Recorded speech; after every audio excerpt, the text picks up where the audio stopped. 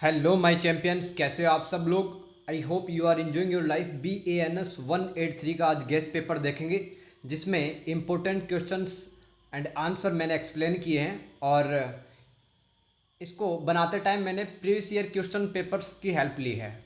Plus आपकी book में ऐसे सवाल जो बार बार रिपीट होते हैं वो सवाल मैंने लिखे हैं। बहुत अच्छे से मैं एक्सप्लेन करने की कोशिश करूँगा। आई होप आपको कंटेंट पसंद आएगा। पर्यटन मानव विज्ञान इस किताब का नाम है। टूरिज्म एंथ्रोपोलॉजी जून 2025 के लिए अपन देखने वाले हैं कि कौन से सवाल बन सकते हैं। और दोस्तों, इस वीडियो को पूरा देखने के बाद में कॉन्फिडेंस गेन होगा 100% कि मैं पास हो सकता हूँ या पास हो सकते हूँ। टाइम 2 घंटे का होता है और 50 नंबर मैक्सिमम मार्क्स होते हैं। पास होने के लिए आपको 18 नंबर चाहिए, ठीक है। तो दोस्तों, पहला सवाल देखते हैं। मानव विज्ञान को परिभाषित कीजिए। मानव विज्ञान में पर्यटन अध्ययन के इतिहास का वर्णन करें। मानव विज्ञान, इसकी डेफिनेशन बतानी है। और मानव विज्ञान में पर्यटन की चर्चा कब से शुरू हुई वो पूरा हिस्ट्री आपको बताना कि कौन कौन से विद्वान थे जिन्होंने टूरिज्म के बारे में बताया कि ये जो पर्यटन है ये भी समाज को प्रभावित करता है, संस्कृति को प्रभावित करता है, ये सब है ना बताना है आपको। तो सबसे पहले मानव विज्ञान यानी कि एंथ्रोपोलॉजी इसको कहते हैं इंग्लिश के अंदर। यह मानवता का अध्ययन है। इसमें इसकी उत्पत्ति यानी कि इंसान है कहाँ से आया, उसका विकास कैसे हुआ, उसकी शरीर की विशेषताएं, है ना। और विविध संस्कृतियाँ, अलग अलग अलग देशों के अंदर महाद्वीपों में अलग अलग विशेषताएं संस्कृति पाई जाती है इंसानों की। अतीत यानी कि बीता हुआ कल और वर्तमान दोनों इसके अंदर शामिल है। यह एक व्यापक क्षेत्र है। मानव विज्ञान का एक व्यापक क्षेत्र यानी कि इंसान की लाइफ से जुड़े हुए जितने भी पहलू हैं उसका अपन अध्ययन करते हैं, जैसे कि सामाजिक, आर्थिक, उसकी शारीरिक विशेषताएं, उसका विकास, उसकी संस्कृति, सब चर्चा करते हैं इसके अंदर, जो मानव अस्तित्व के जैविक, सामाजिक और सांस्कृतिक पहलुओं का पता लगाता है। पहलू मतलब डायमेंशंस, यानी कि उसकी संस्कृति किस तरह से फली फूली है, उसका भाषा का विकास कैसे हुआ। सामाजिक का मतलब उसके समाज के अंदर जो रिश्ते हैं वो किस तरह से बने हैं। परिवार है वो किस तरह से डेवलप हुआ है। जैविक यानी कि उसका जो शरीर है, हड्डियों की जो संरचना है, उनका भी विकास कैसे हुआ है। तो यह मनुष्य पर विभिन्न दृष्टिकोणों से विचार करता है। दृष्टिकोण यानी कि नज़रिया या फिर पर्सपेक्टिव, जिसमें उनकी जीव विज्ञान यानी कि उनकी बायोलॉजी अपन अध्ययन करते हैं। बायोलॉजी का मतलब है कि भाई जो हड्डियों की संरचना है, हमारा जो चेहरा है, चेहरे की जो हड्डी है ना। आज अपन बिल्कुल स्ट्रेट, आज का जो इंसान है ये कौन सी प्रजाति का इंसान है, होमो सेपियंस अपन, ठीक है। तो किस तरह से हम डेवलप हुए हैं, व्यवहार, सामाजिक संरचना है और सांस्कृतिक प्रथाएं शामिल है। सांस्कृतिक प्रथा का मतलब समाज के अंदर रह करके जिन परंपराओं को वो अपनाता है, जिन मूल्यों को, जिन नियमों की सहायता से वो चलता है, वो सांस्कृतिक प्रथाएं कहलाती हैं। मानव विज्ञान में हम समय और स्थान को ध्यान में रखकर संस्कृतियों के बीच अंतर को भी समझ सकते हैं। यानी कि अलग अलग संस्कृति, जैसे कि ऑस्ट्रेलिया के लोगों की संस्कृति और भारत के लोगों की संस्कृति, अगर हमें स्टडी करनी है इसकी, तो हम क्या मतलब एज ए एंथ्रोपोलॉजिस्ट यानी कि मानव विज्ञानी के रूप में अपन इसका अध्ययन करेंगे। इसके 4 मुख्य उपक्षेत्र हैं। यानी कि मानव विज्ञान में हम ये सब चीज़ें पढ़ते हैं। एक तो जैविक मानव विज्ञान, जिसके अंदर उसकी शरीर की विशेषताएं, है ना। पुरातत्व मानव विज्ञान, जैसे कि आज से 2000 साल पहले इंसान ने किस तरह के स्ट्रक्चर, स्मारक वगैरह, बिल्डिंग वगैरह तैयार की। भाषाई मानव विज्ञान, भाषा का भी जो विकास है वो समय के साथ में कैसे हुआ है ये पढ़ते हैं इसमें। और सामाजिक सांस्कृतिक मानव विज्ञान, इसके अंदर हम उसके समाज के बारे में और उसकी संस्कृति के बारे में हम पढ़ते हैं। तो 4 चीज़ें पढ़ते हैं मानव विज्ञान के अंदर। इसके अनुप्रयोग यानी इसके एप्लीकेशंस क्या हैं, सार्वजनिक स्वास्थ्य में, शहरी नियोजन यानी कि टाउन प्लानिंग, और फोरेंसिक विज्ञान और अंतर्राष्ट्रीय विकास में, ये इसके एप्लीकेशंस हैं। दोस्तों आगे चलते हैं। आपसे पूछा था पर्यटन मानव विज्ञान का इतिहास आपको बताना है। तो यह 1960 और 70 के दशक में अध्ययन के एक अलग क्षेत्र के रूप में उभरा।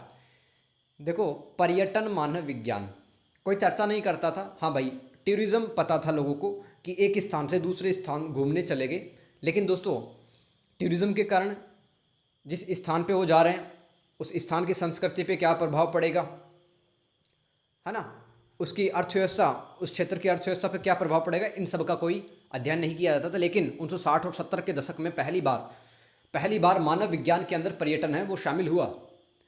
अकादमिक और व्यवहारिक मानव शास्त्र में पर्यटन अब शामिल हो गया, यानी कि दोस्तों कॉलेज के सिलेबस में ऐड हो गया टूरिज्म एंथ्रोपोलॉजी। तो मानव विज्ञान की एक शाखा है पर्यटन। पर्यटन मानव विज्ञान क्या है? मानव विज्ञान की एक शाखा है ये, आप ये समझो। 1970 व 1980 के दशक में पर्यटन का मानव शास्त्रीय अध्ययन इन विद्वानों द्वारा किया गया, यानी कि इंसान के जीवन, इंसान की सभ्यता, संस्कृति पर किसी भी देश में पर्यटन के कारण किस तरह से वो सब प्रभावित होते हैं, ये सब समझा गया इन विद्वानों के कारण। वेलन स्मिथ, मेलकम क्रिक, डेनिसन नेस, नेल्सन ग्रेबन, एरिक कोहेन, इन विद्वानों ने क्या किया?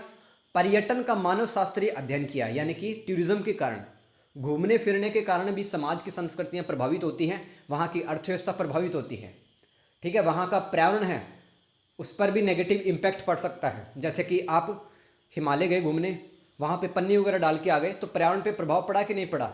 तो 1970 और 80 के दशक में इन विद्वानों ने ये सब बातें बताई।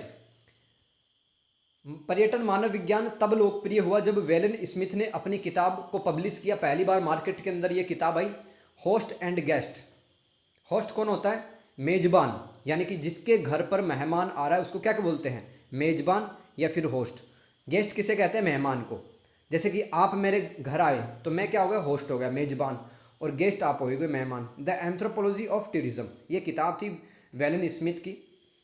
The annuls of tourism research जैसी जो मैगजीन है वो भी छपी, और इसके अंदर पर्यटन के बहुत सारी बातें की गई, पर्यटन के कारण क्या क्या प्रभाव पड़ता है, सकारात्मक और नकारात्मक। विद्वानों द्वारा दिया गया योगदान, इन विद्वानों के अलावा और भी आने वाले टाइम पे विद्वान आए। फिलिप पियर्स, इन्होंने क्या बताया? पर्यटन का सामाजिक मनोविज्ञान, यानी कि पर्यटन के कारण किसी भी समाज पर क्या फर्क पड़ता है, वहाँ के लोगों की मानसिकता पे क्या फर्क पड़ता है। गेबर्न नामक विद्वान ने पर्यटन को आनंद के एक तंत्र के रूप में समझा, यानी कि इंसान एंटरटेनमेंट के लिए घूमता फिरता रहता है। नेस ने क्या कहा कि पर्यटक व मेज़बान के बीच संबंधों के बारे में बताया। मेजबान यानी कि गेस्ट। सेल्विन विद्वान ने क्या बताया? पर्यटन का अध्ययन आर्थिक, राजनीतिक, सामाजिक, सांस्कृतिक संदर्भों में किया, यानी कि पर्यटन के कारण अर्थव्यवस्था किस तरह से प्रभावित हो रही है और किसी भी देश की जो राजनीति है वो पर्यटन को किस तरह से प्रभावित कर सकती है। यानी कि दोस्तों किसी देश के जो नेता हैं वो अगर टूरिज्म को प्रमोट करते हैं कि भाई पर्यटन बढ़ाया जाना चाहिए, तो इन सब की बातें हम राजनीतिक पर्यटन में करते हैं, सामाजिक सांस्कृतिक संदर्भ यानी कि परिस्थितियों में किया। कोहेन विद्वान ने पर्यटकों का वर्गीकरण किया, कितने टाइप के जो पर्यटक वो होते हैं। बॉयस सेवन ने पर्यटन में संस्कृति के बाजारीकरण को समझाया। ये बहुत ही शानदार सवाल है, बार बार रिपीट होता है कि संस्कृति का बाजारीकरण से आप क्या समझते हैं, आगे समझाऊंगा मैं आपको डिटेल से, ठीक है। तो ये था पहला सवाल, आया समझ में? थोड़ा बहुत आया होगा, इसको रट लो क्योंकि सवाल रिपीट होते हैं इस किताब के अंदर। मैं बार बार बोल रहा हूँ कि कुछ ही सवाल हैं गिने चुने और वो रिपीट होते हैं, बस ऐसा का ऐसा लिख के आ जाना आप। और एक और बात बता दूं आपको कि ये जो किताब है ना दोस्तों, इंग्लिश मीडियम की किताब है, ठीक है। फिर भी थैंक्स टू इग्नू, उन्होंने हमें हिंदी में अनुवाद करके दिया। लेकिन दोस्तों आप जानते ही है कि जो हिंदी के वर्ड है ना काफ़ी जटिल, कॉम्प्लेक्स हैं इस किताब के अंदर, मतलब बहुत सारी जो वर्ड है, सेंटेंस समझ में नहीं आते हैं। लेकिन मैंने ईजी लैंग्वेज जितना हो सकता है, जो समझ में आए, जो आप लिख पाओ, वही मैंने लिखा है यहाँ पे। क्वेश्चन नंबर 2, मानव शास्त्रीय दृष्टि से पर्यटन के अध्ययन पर चर्चा करें। मानव शास्त्रीय दृष्टि से यानी कि आप क्या हो? मानव शास्त्री हो, मानव विज्ञानी हो आप, ठीक है। तो आप क्या अध्ययन करोगे कि भाई इंसान की भाषा है वो किस तरह से उसका विकास हुआ है, इंसान की शारीरिक विशेषताओं किस तरह से विकास हुआ है ना, और इंसान की संस्कृति किस तरह से फली फूली, ये सब मानव शास्त्री अध्ययन करता है। तो आप मानव शास्त्री हो, मैंने आपसे पूछा कि बताओ पर्यटन से आप क्या समझते हो, पर्यटन को आप किस तरह से देखते हो, वही उसका उत्तर होगा जो आप बताओगे। आप क्या हो? मानव शास्त्री हो। तो पर्यटन का अध्ययन जब मानव शास्त्रीय दृष्टिकोण से किया जाता है तो यह मानव व्यवहार, सांस्कृतिक आदान प्रदान और सामाजिक गतिशीलता पर एक अनूठा दृष्टिकोण प्रदान करता है। अनूठा मतलब यूनिक, दृष्टिकोण मतलब नज़रिया देखने का। और सामाजिक गतिशीलता क्या होती है कि जैसे कि कोई गरीब व्यक्ति है, उसके इलाके के अंदर बहुत सारे टूरिस्ट आ गए, तो वो गाइड का काम करने लगा, इंग्लिश भी बोलने लगा, अच्छे कपड़े पहनने लगा और उसकी आर्थिक स्थिति मजबूत हो गई, उसके पास पैसे आ गए। तो इसे कहते हैं सामाजिक गतिशीलता, यानी कि समाज के अंदर जब एक व्यक्ति उसकी स्थिति अच्छी बनती है तो उसको सामाजिक गतिशीलता कहते हैं। सांस्कृतिक मुलाकातें और आदान प्रदान, देखो मान लो इंग्लैंड से कोई घूमने आया दिल्ली, ठीक है, और या राजस्थान मानो आप, मैं बार बार राजस्थान का एग्जाम्पल यहाँ पे सेट करूँगा, ठीक है। तो जब राजस्थान के व्यक्ति से वो मिलेगा तो इसे कहेंगे सांस्कृतिक मुलाकातें। राजस्थान की संस्कृति अलग है, इंग्लैंड की संस्कृति अलग है। तो पर्यटन में विभिन्न सांस्कृतिक पृष्ठभूमि के लोगों के बीच परस्पर क्रिया शामिल होती है, यानी कि इंग्लैंड का व्यक्ति राजस्थानी से बात करेगा, है ना। दोनों की जो कल्चरल बैकग्राउंड है, सांस्कृतिक पृष्ठभूमि, वो अलग अलग है। क्रिया का मतलब यानी कि आपस में बातचीत करेंगे। मानव विज्ञानी इस बात का अध्ययन करते हैं कि ये मुलाकातें किस प्रकार विचारों, प्रौद्योगिकियों, मूल्यों और प्रथाओं के आदान प्रदान को जन्म देती है। तो इंग्लैंड के व्यक्ति ने राजस्थानी व्यक्ति से हाथ मिलाया और पूछा कि खम्मा गणी और कैसे हो आप सब, ठीक है। थोड़ा बहुत हिंदी में बात की अंग्रेज़ ने, तो राजस्थानी ने भी थोड़ा बहुत इंग्लिश बोला, राइट। तो इस तरह से आदान प्रदान होता है विचारों का। शक्ति गतिशीलता, पावर डायनेमिक्स इसको कहेंगे। तो पर्यटन में पर्यटक मतलब जो घूमने के लिए जाता है, और मेजबान समुदायों के बीच शक्ति असंतुलन शामिल होता है। मानव विज्ञानी इस बात की जांच करते हैं कि किस प्रकार से यह शक्ति पर्यटन से जुड़े लाभों और लागतों के वितरण को प्रभावित करती है, साथ ही स्थानीय आबादी के हाशिए पर जाने की संभावना को भी प्रभावित करती है। मैं आपको बताता हूँ इसका मतलब क्या है। देखो, अगर मान लो इंग्लैंड का व्यक्ति आया राजस्थान घूमने और ऐसे इलाके के अंदर गया जहाँ पे बहुत कोई पुराना सा किला है, जैसे कि भानगढ़ का, अलवर का किला, ठीक है। तो मान लो वहाँ पर जो ताकतवर लोग हैं उन्होंने बड़े बड़े होटल बना रखे हैं, ठीक है। और होटल के अंदर मतलब बहुत आलीशान होटल है। तो वहाँ का जो गरीब व्यक्ति है ना, वो टूरिज़्म से उतना ज़्यादा फ़ायदा नहीं कमाएगा जितना कि वो अमीर व्यक्ति, वहाँ का जो ताकतवर व्यक्ति है, जो रसूखदार व्यक्ति है, वो कमा पाएगा। तो अमीर और गरीब के बीच में जो खाई है वो और ज़्यादा बढ़ती चली जाएगी। ये कहलाता शक्ति गतिशीलता। यानी कि समाज के अंदर कुछ ऐसे भी लोग हैं जो कि पर्यटन के कारण हाशिए पर भी चले जाते हैं, क्योंकि उनको पर्यटन का पूरा फ़ायदा नहीं मिल पाता। इस तरह से मैं जो बता रहा हूँ इसी लैंग्वेज में भी आप लिख सकते हो, ठीक है। ज़रूरी नहीं कि हेडिंग लिखो आप और फिर उसके अंदर ये लिखो। मैंने तो बताया कि इस हेडिंग में ये लिखा है मैंने। सांस्कृतिक पहचान और प्रतिनिधित्व है। प्रतिनिधित्व मतलब रिप्रेजेंट करना। सांस्कृतिक पहचान यानी कि आपकी खुद की एक कल्चरल आइडेंटिटी है कि आप भारतीय संस्कृति से जुड़े हैं। मानव विज्ञानी इस बात का पता लगाते हैं कि पर्यटन किस प्रकार सांस्कृतिक पहचान को आकार देता है और स्थानीय समुदाय किस प्रकार पर्यटन विकास के परिप्रेक्ष्य में अपनी पहचान को बनाए रखता है। तो जो मानव विज्ञानी है वो इस बात का पता लगाता है कि पर्यटन किस प्रकार सांस्कृतिक पहचान को आकार देता है। तो इंग्लैंड का व्यक्ति राजस्थान जब घूमने आया तो वो ऐसे लोगों से मिला जो पहली क्लास भी नहीं पढ़े, लेकिन फिर भी वो अंग्रेजी बोलते हैं, अंग्रेजों जैसे कपड़े पहनते हैं। उनकी जो सांस्कृतिक पहचान है वो बदल गई ना समय के साथ में। कुछ ऐसे भी तो लोग हैं भाई, जैसे ऑटो रिक्शा वाले दिल्ली के अंदर, वो इंग्लिश बोल लेते हैं, कुछ फ्रेंच भी बोल लेते हैं। अब उन्होंने इतनी पढ़ाई लिखाई नहीं की, लेकिन वो पर्यटकों से लगातार कांटेक्ट में रहते हैं, समय के साथ सीख लेते हैं। तो सांस्कृतिक पहचान में बदलाव आता है। सामाजिक एवं आर्थिक प्रभाव। मानव विज्ञानी इस बात की चर्चा करते हैं कि किस प्रकार पर्यटन रोजगार आय यानी कि आपकी इनकम और आर्थिक विकास उत्पन्न करता है। जहाँ पे दोस्तों सबसे ज़्यादा लोग घूमने आएंगे वहाँ पर होटल बन जाएंगे, समय के साथ रिसोर्ट बन जाएंगे और दुकानें खुल जाएंगी वहाँ पे, है ना। तरह तरह का सामान मिला करेगा, फिर रेस्टोरेंट खुल जाएंगे। तो इससे क्या है, लोगों को रोजगार मिलेगा, आय बढ़ेगी लोगों की और वहाँ पर आर्थिक विकास होगा। वहाँ पर अच्छी सड़कें सरकार बना देगी और इस तरह से यह सामाजिक असमानता, पर्यावरणीय क्षरण और सांस्कृतिक वस्तुकरण को जन्म देता है। सामाजिक असमानता का मतलब क्या है कि समाज के अंदर दोस्तों सारे लोगों को टूरिज्म बढ़ने का फ़ायदा नहीं मिल पाएगा। जो ताकतवर लोग रहेंगे वो ज़मीन खरीद लेंगे सबसे पहले, वहाँ पर होटल खड़ा कर देंगे, सिर्फ उन्हीं को फ़ायदा होगा। पर्यावरणीय क्षरण का मतलब है कि भाई ज़्यादा लोग अगर कहीं पे घूमने आएंगे तो वहाँ पे हो सकता है वो कचरा वगैरह भी फैलाएं, पर्यावरण को नुकसान करें। क्षरण मतलब डिग्रेड होना या नुकसान होना।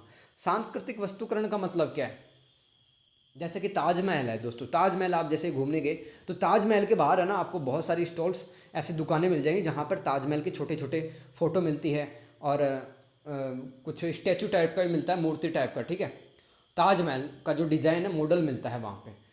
तो जब संस्कृति से जुड़े हुई जो चीज़ें हैं, हमारी ऐतिहासिक चीज़ें, अगर उनको मार्केट में बेचा जाए, इसी को कहते हैं सांस्कृतिक वस्तुकरण।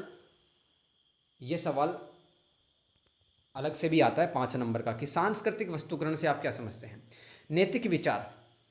मानव विज्ञानी पर्यटन के अध्ययन के नैतिक निहितार्थों के प्रति सजग हैं, वे जिम्मेदार और सम्मानजनक तरीके से अनुसंधान करने का प्रयास करते हैं जिससे कि जिन समुदायों का वे अध्ययन करते हैं उन्हें कम से कम नुकसान हो।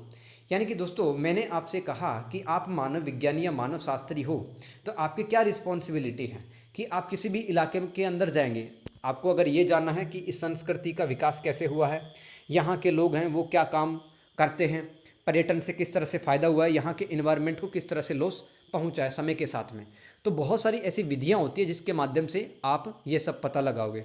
तो आप वहाँ पे रिसर्च करोगे ना उस इलाके के अंदर रह करके, तो स्थानीय संस्कृति को आप नुकसान नहीं पहुँचाओगे, है ना पर्यावरण को नुकसान पहुँचाओगे। यही है नैतिक विचार। पर्यटन की राजनीतिक अर्थव्यवस्था क्या है, रिपीट हुआ सवाल है, ये आ चुका है पहले भी और इस बार आने के चांस बन रहे हैं, इसलिए मैंने लिखा है पर्यटन की राजनीतिक अर्थव्यवस्था क्या है। पर्यटन की राजनीतिक अर्थव्यवस्था के अध्ययन में प्रमुख बिंदुओं को बताएं। पर्यटन की राजनीतिक अर्थव्यवस्था का मतलब क्या है, ये पहली लाइन में लिखा है मैंने। पर्यटन की राजनीतिक अर्थव्यवस्था पर्यटन, शक्ति और धन के वितरण के बीच जटिल संबंधों की जांच करता है। देखो मैं इसका मतलब बताता हूँ आपको क्या है। जैसे कि एक देश के अंदर, कौन सा देश लो, सिंगापुर ले लो यार आप, सिंगापुर चलो घूमने चलते हैं अपन, है ना। अभी तो फिलहाल सिंगापुर चलते हैं यार।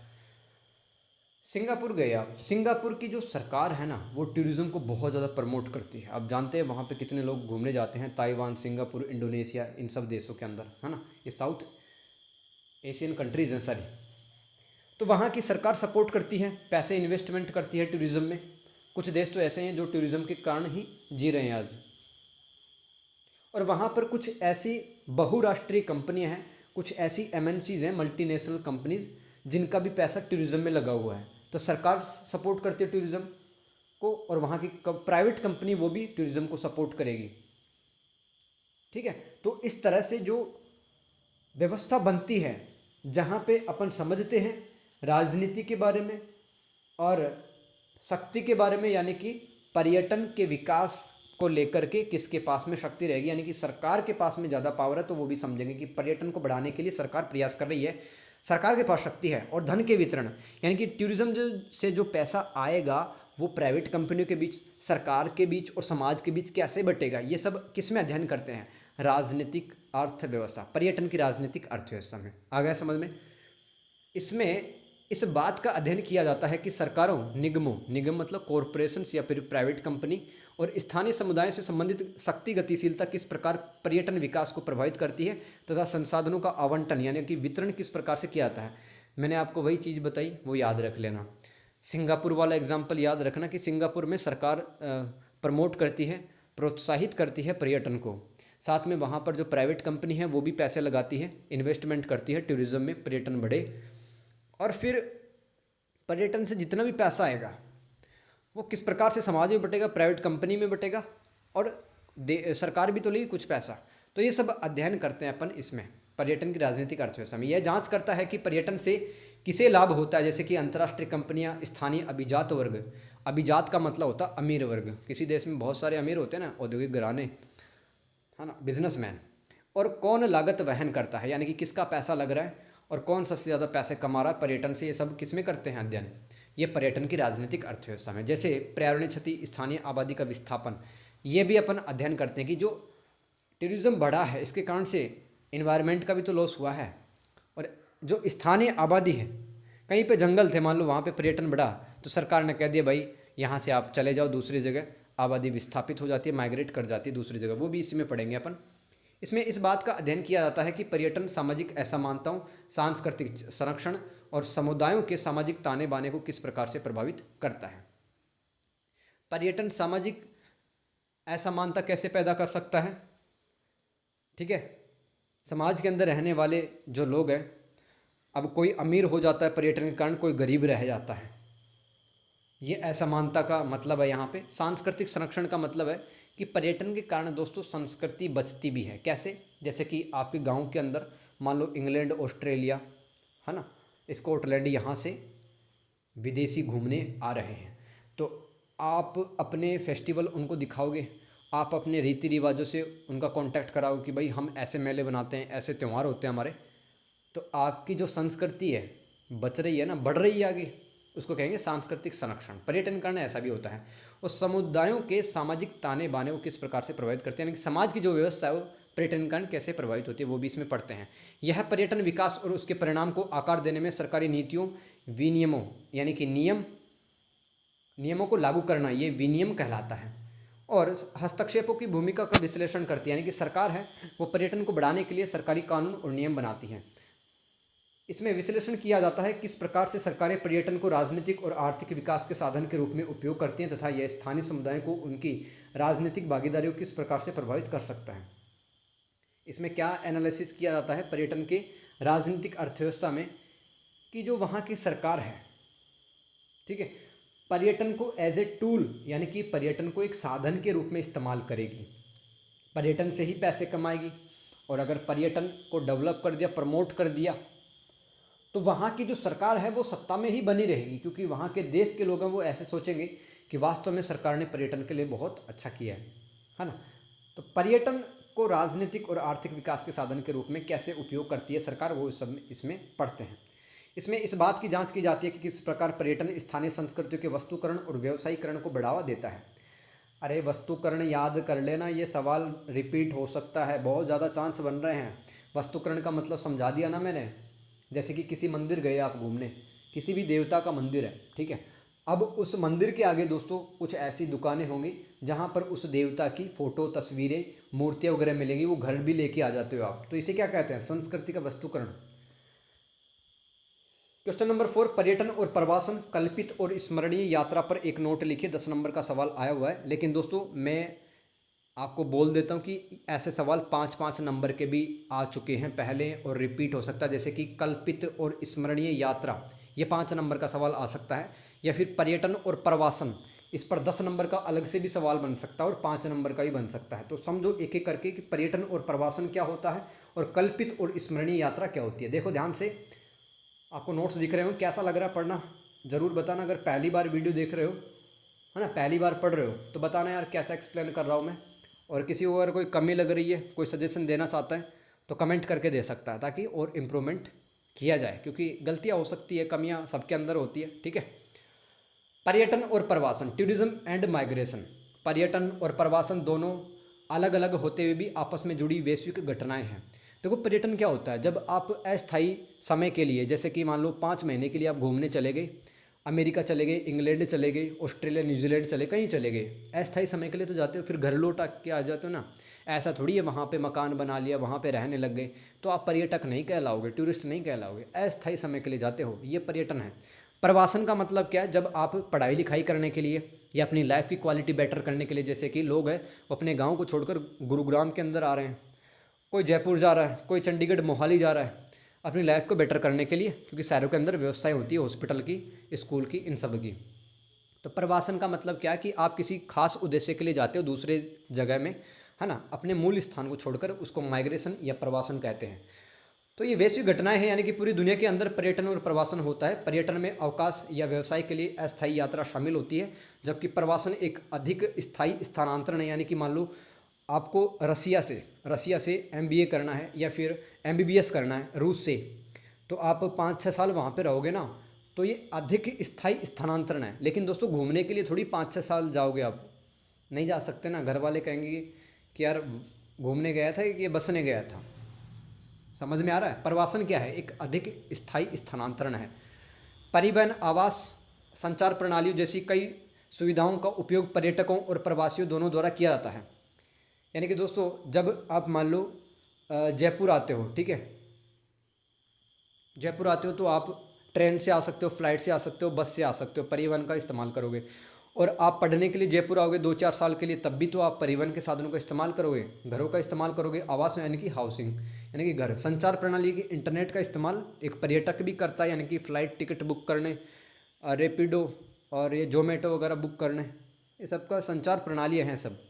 तो दोनों लोग उपयोग करते हैं। पर्यटन से रोजगार और राजस्व प्राप्त होता है, यानी कि पैसा आता है टूरिज्म से, नौकरी भी लगती है, जैसे कि गाइड का काम करने लग जाओ कहीं पे तो पैसा तो मिलेगा ना, जो आर्थिक अवसरों की तलाश में आने वाले प्रवासियों को अधिक आकर्षित कर सकता है। देखो किसी जगह पर अगर बहुत ज़्यादा टूरिस्ट है तो कोई गांव का आदमी ऐसा सोचेगा कि यार क्यों ना मैं उसी जगह पर बस जाऊं, वहीं पे मकान बना लूं, या फिर 5 या 10 साल के लिए चला जाता हूँ, कमा के लेके आ जाऊँगा घर पे, ठीक है, गाँव छोड़ दूँ, क्योंकि गाँव में तो कुछ नहीं है अभी,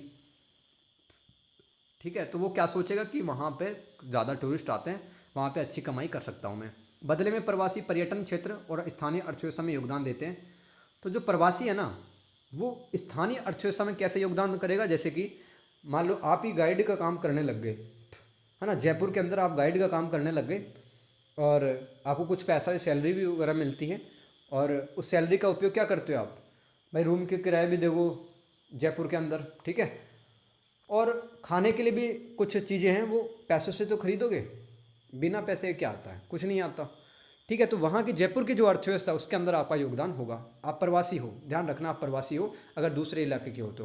पर्यटन और प्रवास दोनों में नई संस्कृतियों से परिचय होता है, जिससे बेहतर समझ और आदान प्रदान होता है।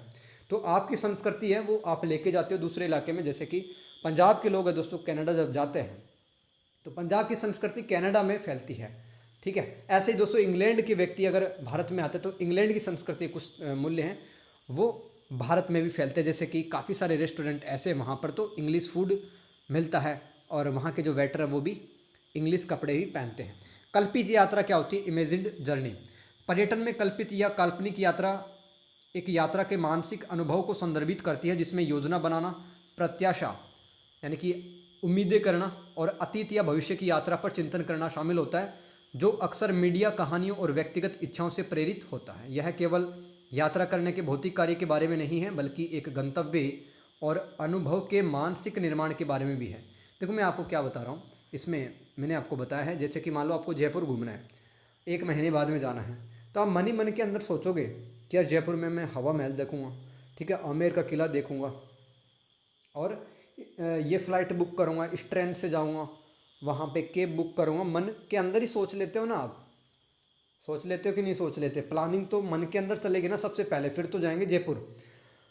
तो कल्पना करता है, इसमें एक पर्यटक कल्पना करता है, दिमाग के अंदर वो योजना बनाता है वहाँ पर जाने की, चिंतन करता है। और ये जो चिंतन है उसकी सोच है कैसे बनी है, मीडिया से बनी है। उसने कहानियाँ सुनी है जयपुर के बारे में कि भाई यहाँ पे किले हैं, बहुत सारी अच्छी अच्छी जगह हैं घूमने की। सोशल मीडिया पे, इंस्टा पर वो रील शॉर्ट्स के माध्यम से जयपुर के बारे में देखता रहता है।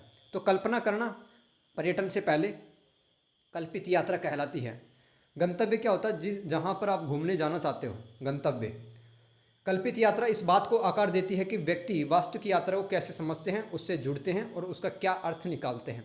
यानी कि अभी आप गए नहीं हो जयपुर, आप तो मन के अंदर सोच रहे हो, तो आप अपनी तरफ से क्या अर्थ निकालो कि यार जयपुर में जब घूमूंगा मैं तो अच्छा लगेगा या नहीं लगेगा, ठीक है, जयपुर की यात्रा मेरी कैसी होगी, ये सब आप इसमें सोचते हो।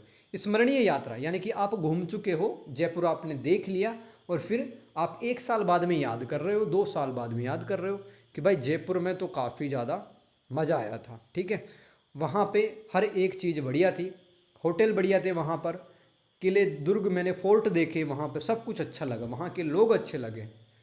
तो आपकी यादाश्त के रूप में बनी रहती है यात्रा। इसका अर्थ पिछली यात्रा से जुड़ी यादों व अनुभवों से है, जो घर लौटने के बाद भी यात्रा के साथ रहती है। इसमें भावनाएं, विचार व कहानियाँ शामिल होती है। आप अपने दोस्तों को सुनाते हो कि यार जयपुर में मैंने ये सब देखा था, जिन्हें व्यक्ति उस अनुभव के समाप्त होने के काफ़ी समय बाद भी उससे जोड़ता है। संस्कृति संक्रमण को परिभाषित करें, उपयुक्त उदाहरण के साथ पर्यटन में परिघटनाओं पर चर्चा करें। ये सवाल दोस्तों 5 नंबर में भी आ सकता है, संस्कृति संक्रमण, बस इस पे टिप्पणी लिखना होगा। और ये 10 नंबर में आ चुका है, प्रीवियस ईयर का क्वेश्चन है और रिपीट हो सकता है। संस्कृति संक्रमण यानी कि इसको एक्लटरेशन कहते हैं।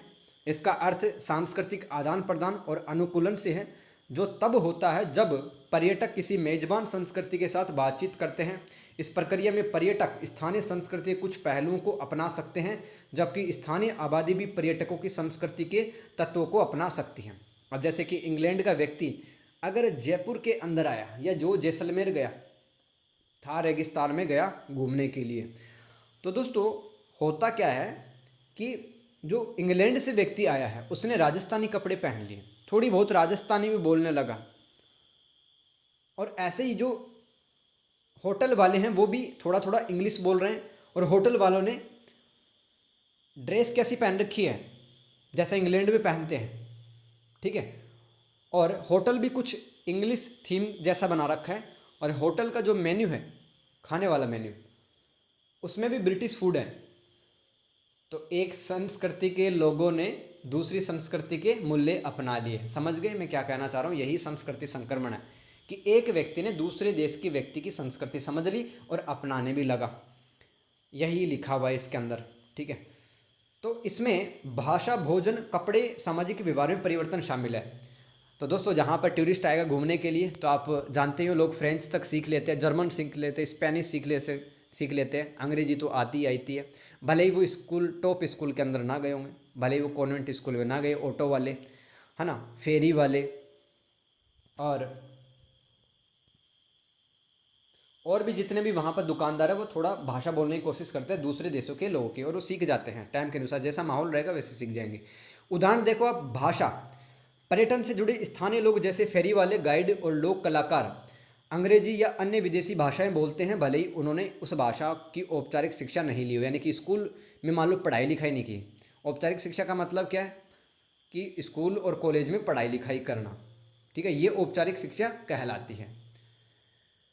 तो भाषा बोलने लगते हैं दूसरे देशों की। खाना, पर्यटक यानी कि जो टूरिस्ट है घूमने के लिए जो आया हुआ है, स्थानीय व्यंजन यानी कि जो खाना है, लोकल फूड आजमा सकते हैं, जैसे कि राजस्थान में दाल बाटी चूरमा काफ़ी ज़्यादा फेमस है, तो इंग्लैंड का व्यक्ति दाल बाटी चूरमा खाएगा। और स्थानीय रेस्टोरेंट पर्यटकों की पसंद को पूरा करने हेतु कुछ पश्चिमी विकल्प भी पेश कर सकते हैं। अब राजस्थान में जयपुर का जो रेस्टोरेंट है, ठीक है, वो ब्रिटिश फूड भी उसके सामने रख सकता है कि भाई हमारे पास में आपके देश में जो खाना मिलता है वो भी अवेलेबल है। समझ गए? त्यौहार और परंपराएं, पर्यटक स्थानीय उत्सवों और समारोह में भाग लेकर मेजबान संस्कृति के मूल्य जान सकता है। मेजबान यानी कि जिसके यहाँ पे वो रुका हुआ है।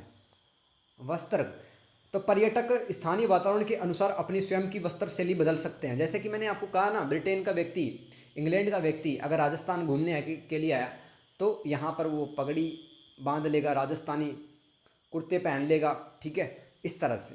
और यहाँ के लोग भी अंग्रेजों जैसा दिखने की कोशिश करेंगे, उनके जैसे कपड़े पहनने की कोशिश करेंगे। तो ताजमहल में चल रहे पुनः उद्धार और संरक्षण परियोजना का वर्णन करें। ये नेक्स्ट सवाल होगा, क्वेश्चन नंबर 6 आ सकता है दोस्तों, क्योंकि पिछली बार अभी दिसंबर में जो पेपर लगा था भीमबेटका का आया था कि भीमबेटका को सुधारने के लिए क्या क्या प्रोजेक्ट चला रही है सरकार। पुनः उद्धार का मतलब होता है रिवाइवल, संरक्षण का मतलब प्रिजर्वेशन, पुनः उद्धार का मतलब क्या है कि भाई ताजमहल का जो सफ़ेद बहुत सुंदर जो पत्थर है वो पॉल्यूशन की वजह से पीला पड़ रहा है, उसका नुकसान हो रहा है। संगमरमर का पत्थर जो है भाई एकदम सफ़ेद है तभी तो अच्छा लगेगा, लेकिन वहाँ पे क्या है, कुछ सालों पहले, अब तो सरकार ने बंद कर दिया क्योंकि सरकार ने प्रोजेक्ट ऐसे चलाए हैं ना कि आसपास में तेल रिफाइनरी काफ़ी ज़्यादा थी, वहाँ से चिमनियों से काफ़ी धुआं निकलता था, संगमरमर का पत्थर पीला पड़ रहा था। तो कौन कौन से प्रोजेक्ट सरकार ने चलाए, नियम बनाए, वही पढ़ेंगे। ताजमहल में पर्यावरण को होने वाले नुकसान और आगंतुकों के प्रभाव से निपटने के लिए, आगंतुक कौन होते हैं, जो कि घूमने के लिए आते हैं, है ना, टूरिस्ट के लिए निरंतर पुनः उद्धार और संरक्षण के प्रयास किए जा रहे हैं। यानी कि टूरिज़्म ज़्यादा बढ़ जाता है तो दोस्तों उससे नुकसान भी तो होता है, नुकसान भी होता है। तो उन्हीं से बचाने के लिए, ताजमहल को बचाने के लिए क्या क्या चलाया है सरकार ने, ताज ट्रेपीजियम जोन बना है।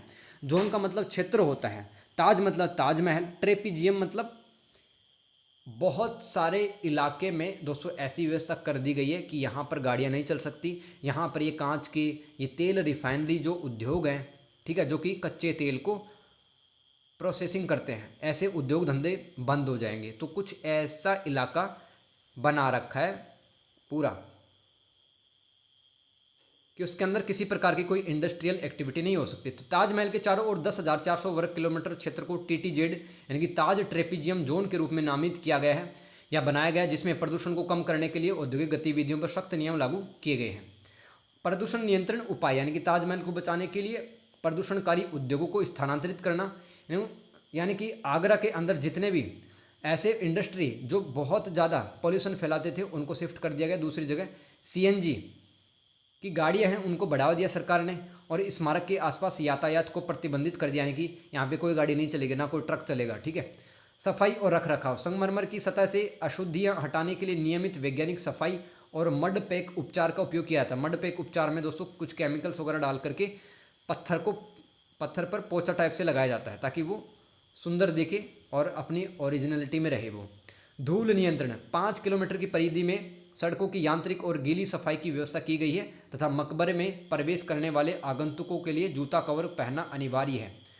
मकबरे के अंदर जो भी व्यक्ति जाएगा ना, उसको कवर लगाना पड़ेगा अपने जूतों पर, तभी वो जा सकता है। कचरे का प्रबंधन, बायोमास जलाने पर, यानी कि जो जिसको अपन क्या बोलते हैं, उपले बोलते हैं ना, उपले, घास फूस या फिर उपले जो गोबर के अपशिष्ट बना होता है, उसको जलाने पर प्रतिबंध बैन है तथा विद्युत शवदाह, यानी कि जो डेड बॉडी होता है ना, उसको अगर वहाँ पर लकड़ियों की सहायता से जलाएंगे तो पॉल्यूशन होगा, संगमरमर पत्थर का नुकसान हो सकता है। इसलिए वहाँ पे क्या है, कोई भी व्यक्ति अगर मर जाता है, डेथ उसकी हो जाती है, तो वहाँ पर बिजली से चलने वाले ऐसे शवदाह बने हैं। क्वेश्चन नंबर 7, पर्यटन के संदर्भ में प्रामाणिकता को परिभाषित करें, इसका वर्णन करें। देखो प्रामाणिकता होती क्या, ऑथेंटिसिटी, वेरी वेरी इंपॉर्टेंट, मुझे सबसे ज़्यादा इंपॉर्टेंट ये लग रहा है और इस साल ये आ सकता है। ऑथेंटिसिटी क्या होती है? यह एक जटिल अवधारणा है जिसमें पर्यटक अक्सर ऐसे अनुभव चाहते हैं जो किसी स्थान की अपेक्षाओं के अनुरूप हो। इसमें पर्यटकों हेतु किसी अन्य जगह पर ऐसी संरचनाएं तैयार की जाती है जो किसी खास संस्कृति को प्रदर्शित करते हैं ताकि पर्यटक को प्रामाणिकता का एहसास हो। ऑथेंटिसिटी होती क्या, जैसे कि आप दिल्ली के अंदर हो, अब कोई रेस्टोरेंट ऐसा वहाँ पे कि वो राजस्थान की संस्कृति को आपको दिखाना चाहता है कि भाई राजस्थान में लोग ऐसे कपड़े पहनते हैं, राजस्थान में ऐसे घर होते हैं, राजस्थान में ऐसी लैंग्वेज बोलते हैं, राजस्थान का खाना ऐसा होता है। तो दिल्ली के अंदर कुछ ऐसे रेस्टोरेंट हैं दोस्तों, होटल्स हैं, जहाँ पर आप राजस्थानी कल्चर को देख सकते हैं, समझ सकते हैं। तो आपको लगेगा वहाँ पर जाकर के कि यार सचमुच में मैं राजस्थान आ गया। इस रेस्टोरेंट के जैसे ही आप अंदर गए तो आपको लगेगा कि यार राजस्थान आ गया। पेंटिंग्स लगी हैं राजस्थानी फूड है, वहाँ के जो वेटर उन्होंने भी राजस्थानी ड्रेसिंग सेंस ड्रेस पहन रखी है।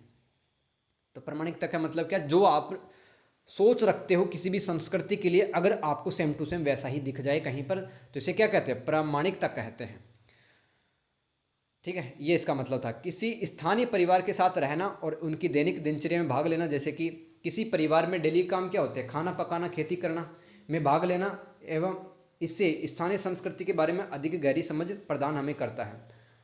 तो दोस्तों जैसे कि मोबाइल में राजस्थान की वीडियो देखने से बेटर है कि आप राजस्थान जाओ, वहाँ पर किसी परिवार के साथ रहो, उनकी डेली एक्टिविटी देखो आप, ताकि आप राजस्थान की संस्कृति को समझ पाओ।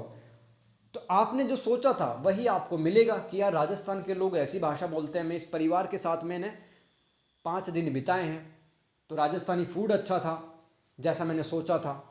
तो आपको उम्मीदों के अनुसार जो मिलता है, जो आपने सोचा हुआ था, उसी चीज़ को क्या कहते हैं, प्रामाणिकता। उसी अनुभव को प्रामाणिकता कहते हैं, ऑथेंटिसिटी। याद रखना, किसी पारंपरिक बाजार में जाना, विक्रेताओं से बातचीत करना तथा वहाँ के दृश्यों ध्वनियों और गंधों का अनुभव करना पर्यटन केंद्रित मेलों की तुलना में अधिक प्रामाणिक अनुभव हो सकता है। अब दोस्तों एक तो मान लो आप दिल्ली के अंदर हो, वहाँ पे कोई ऐसा हाट बाजार लगा हुआ जहाँ पे राजस्थानी कल्चर को दिखाया जा रहा है, तो भाई उसको देखने से बेटर ना कि आप राजस्थान आ ही जाओ। भाई राजस्थानी कल्चर ही तो समझना आपको। तो आप दुकानों में रेस्टोरेंट में क्यों जा रहे हो, इससे बेटर है कि राजस्थान आ जाओ, वहाँ पर आप दुकानदारों से मिलो, है ना, वहाँ के सीन वगैरह देखो, लोग किस तरह से बातचीत करते हैं। तो उससे आपकी जो प्रामाणिकता है उसका और अधिक महत्व हो जाएगा, वो और अधिक मजबूत हो जाएगी आपकी प्रामाणिकता। जो आपने सोचा था वही आपको देखने के लिए मिलेगा। फिर स्थानीय निवासियों द्वारा निर्देशित पर्यटन पारंपरिक शिल्प कार्यशालाओं में भाग लेना या स्थानीय उत्सव में भाग लेना जैसी गतिविधियों के माध्यम से स्थानीय समुदायों के साथ जुड़ना अधिक प्रामाणिक हो सकता है। तो वही चीज़ मैंने आपको बताई है कि अगर आप किसी मेले के अंदर जाते हो, दिल्ली के अंदर जो लगा हुआ वहाँ पर राजस्थान का कल्चर दिखाया जा रहा है, ठीक है, या फिर वहीं पे कोई फेस्टिवल हो रहा है राजस्थान का, तो वहाँ पर थोड़ी बहुत झलक मिलेगी। इससे बेटर कि आप राजस्थान आओ, यहाँ पर देखो चीज़, यहाँ पर रहो, ताकि आपकी जो ऑथेंटिसिटी है वो अच्छे से आपको फील हो। ठीक है, पर्यटकों हेतु सांस्कृतिक प्रदर्शन मंच बनाए जाते हैं जहाँ वे नृत्य गायन को देखकर अधिक प्रामाणिकता महसूस कर सकते हैं। चलो राजस्थान आना ना हुआ मान लो आपका, लेकिन फिर भी दोस्तों दिल्ली के अंदर का बहुत सारे ऐसे कॉलेज है दोस्तों, बहुत सारे ऐसे इवेंट होते रहते हैं दिल्ली के अंदर जहाँ पे राजस्थानी डांस को दिखाया जाता है, राजस्थानी सॉन्ग्स को, उसके लोक संस्कृति को दिखाया जाता है। वहाँ पर भी आप ये फील कर सकते हो ऑथेंटिसिटी की, यार जो मैंने सोचा था वैसा ही राजस्थान का कल्चर है। पर्यटकों हेतु थीम पार्क भी विकसित किए जाते हैं जिससे वे स्थानीय संस्कृति को समझ सकते हैं। थीम पार्क का मतलब क्या होता है, जिसमें पूरा थीम राजस्थानी दे दिया। दिल्ली के अंदर हो कोई थीम पार्क है राजस्थानी, वहाँ पे राजस्थान से संबंधित सब कुछ है, तो आपने जो उम्मीद की थी कि भाई राजस्थान का कल्चर ऐसा है, खाना ऐसा है, वो आप देख पाओगे वहाँ पर, और प्रामाणिकता है वो अच्छे से अनुभव कर पाओगे। ये था, समझने में थोड़ा सा कॉम्प्लेक्स है, जटिल था, लेकिन समझ लिया है यार। अगर आपको वीडियो में जो मैं समझा रहा हूँ समझने में दिक्कत हो रही है तो इसी वीडियो को 2-4 बार देख लेना, क्योंकि सवाल ऐसे ही आएंगे, सवाल ऐसे ही आएंगे। छोटी किताब है, लेकिन अगर किताब पढ़ते तो बहुत ज़्यादा समझ में नहीं आता है। मैंने आपके लिए डिज़ाइन कर दिए आंसर, इन्हीं को रट लेना आप। क्वेश्चन नंबर 8, पर्यटक और विभिन्न प्रकार के पर्यटन को परिभाषित करें। पर्यटक यानी कि टूरिस्ट क्या होता है, डेफिनेशन बता दो। पर्यटक वह व्यक्ति होता है जो अपने सामान्य वातावरण से बाहर अवकाश, यानी कि दोस्तों जब भी छुट्टी मिलती है एक व्यक्ति को घूमने के लिए चला जाता है, मनोरंजन या अन्य उद्देश्य के लिए यात्रा करता है एक अस्थायी समय के लिए। जैसे कि सामान्यतः यह यात्रा 1 वर्ष की कम अवधि की होती है। पर्यटक जिस भी जगह घूमने जा रहा है वहाँ वह ऐसा कोई भी काम नहीं करता है जिससे उसकी आय हो। भाई पर्यटक वो नहीं होगा जो कि, अब मान लो जयपुर आए आप, यहाँ पे आपने दुकान खोल ली, यहाँ पे आप बस ही गए परमानेंट, तो आप पर्यटक थोड़ी रह गए। पर्यटक कौन होता है, जो कि किसी स्थान पे सिर्फ घूमने के लिए जाता है, सिर्फ वहाँ पे कोई ऐसा काम धंधा नहीं करता है जिससे कि उसकी इनकम हो। इसके टाइप क्या होते हैं पर्यटन के, व्यावसायिक पर्यटन। अब देखो मैंने सिर्फ हेडिंग लिखी है, नहीं तो वीडियो काफ़ी लंबा हो जाएगा। व्यावसायिक पर्यटन में जैसे कि आप बिजनेसमैन हो, बिजनेस से रिलेटेड आप दूसरे देशों में जाते रहते हो। चिकित्सा पर्यटन, जैसे कि आप दिल्ली के हो, आप चंडीगढ़ जाते हो, ठीक है, आप जयपुर आ गए या फिर शिमला चले गए इलाज करवाने के लिए, तो ये चिकित्सा पर्यटन मेडिकल टूरिज्म होगा। शैक्षिक पर्यटन का मतलब पढ़ने लिखने के उद्देश्य से दूसरे शहरों में दूसरे देशों में जाना। ग्रामीण पर्यटन, जैसे कि गांव की संस्कृति समझने के लिए आप शहरों से गांव की तरफ आते हैं घूमने के लिए। साहसिक पर्यटन, जैसे कि उत्तराखंड और हिमाचल प्रदेश में काफ़ी साहसिक एडवेंचरस टूरिज्म है, जैसे कि बंजी जंपिंग है, ट्रैकिंग वगैरह है, ठीक है, ये सब राफ्टिंग वगैरह, ये साहसिक पर्यटन होते हैं। यूथ लोग ज़्यादा करते हैं यार, बूढ़ों की तो बस की बात ही नहीं है, ठीक है। पारिस्थितिक पर्यटन, यानी कि जब आप नेचर के करीब जाना चाहते हो, नेचर को देखते हो, जानवरों को देखते हो, पारिस्थितिक पर्यटन कहलाएगा। धार्मिक पर्यटन, अब जैसे कि इस्लाम धर्म के जो जितने भी फॉलोअर्स हैं वो हज यात्रा करते हैं, मक्का मदीना जाते हैं, और ऐसे ही हिंदू समुदाय के लोग हैं वो 4 धाम की यात्रा करते हैं, ठीक है, राम मंदिर जाते हैं। ऐसे ही दोस्तों सिख धर्म के जो फॉलोअर्स हैं वो गोल्डन टेम्पल और अन्य गुरुद्वारों में जाते हैं। तो ये धार्मिक पर्यटन होता है। अवकाश पर्यटन, जब भी आपकी छुट्टी पड़ती है तो आप घूमने के लिए निकल जाते हैं। राजनीतिक पर्यटन, यानी कि दोस्तों नेता हो आप, मान लो सपोज दैट नेता हो आप, इन फ्यूचर बन ही जाओगे मान लो, तो किसी देश के प्रधानमंत्री से मिलने का मौका मिला तो ये राजनीतिक पर्यटन कहलाता है। डार्क पर्यटन क्या होता है, मृत्यु और त्रासदी या हादसे वाले जगहों की यात्रा करना। जैसे कि दोस्तों भोपाल गैस कांड 1984 में हुआ था, हज़ारों लोग मारे गए, वो फैक्ट्री देखने चले गए आप भोपाल एमपी के अंदर। या फिर कहीं पे युद्ध हुआ था 1000 साल पहले, यहाँ पे काफ़ी लोगों का खून बहा है। तो ऐसी जगह जहाँ पर कुछ हादसा हुआ पहले, ऐसी जगह घूमना या ऐसा पर्यटन डार्क पर्यटन कहलाता है। क्वेश्चन नंबर 9, उदाहरणों की सहायता से संस्कृति के बाजारीकरण की चर्चा करें। दोस्तों सवाल रिपीट हो सकता है, सॉरी यहाँ पे 10 नंबर लिख लेना, 10 नंबर का ये सवाल आएगा, हर सवाल 10 नंबर का होगा, ध्यान देना।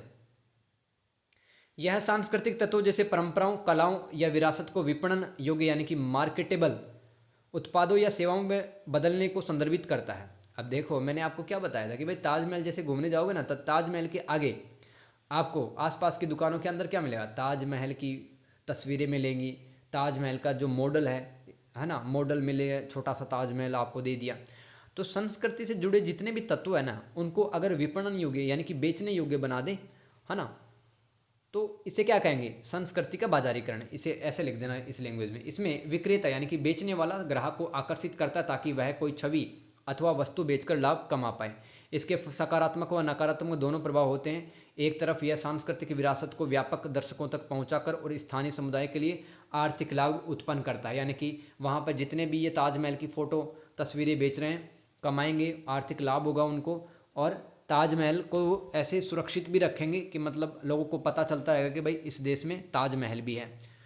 दूसरी ओर इससे सांस्कृतिक विकृति पैदा हो सकती है। दोस्तों मान लो ताजमहल की ऐसी कोई तस्वीर कोई बेच रहा है जिसके अंदर ताजमहल के पूरे ढंग से उसको अच्छे से नहीं दिखाया गया, तो इसे कहेंगे सांस्कृतिक विकृति या कल्चरल डिस्टोरेशन, ठीक है।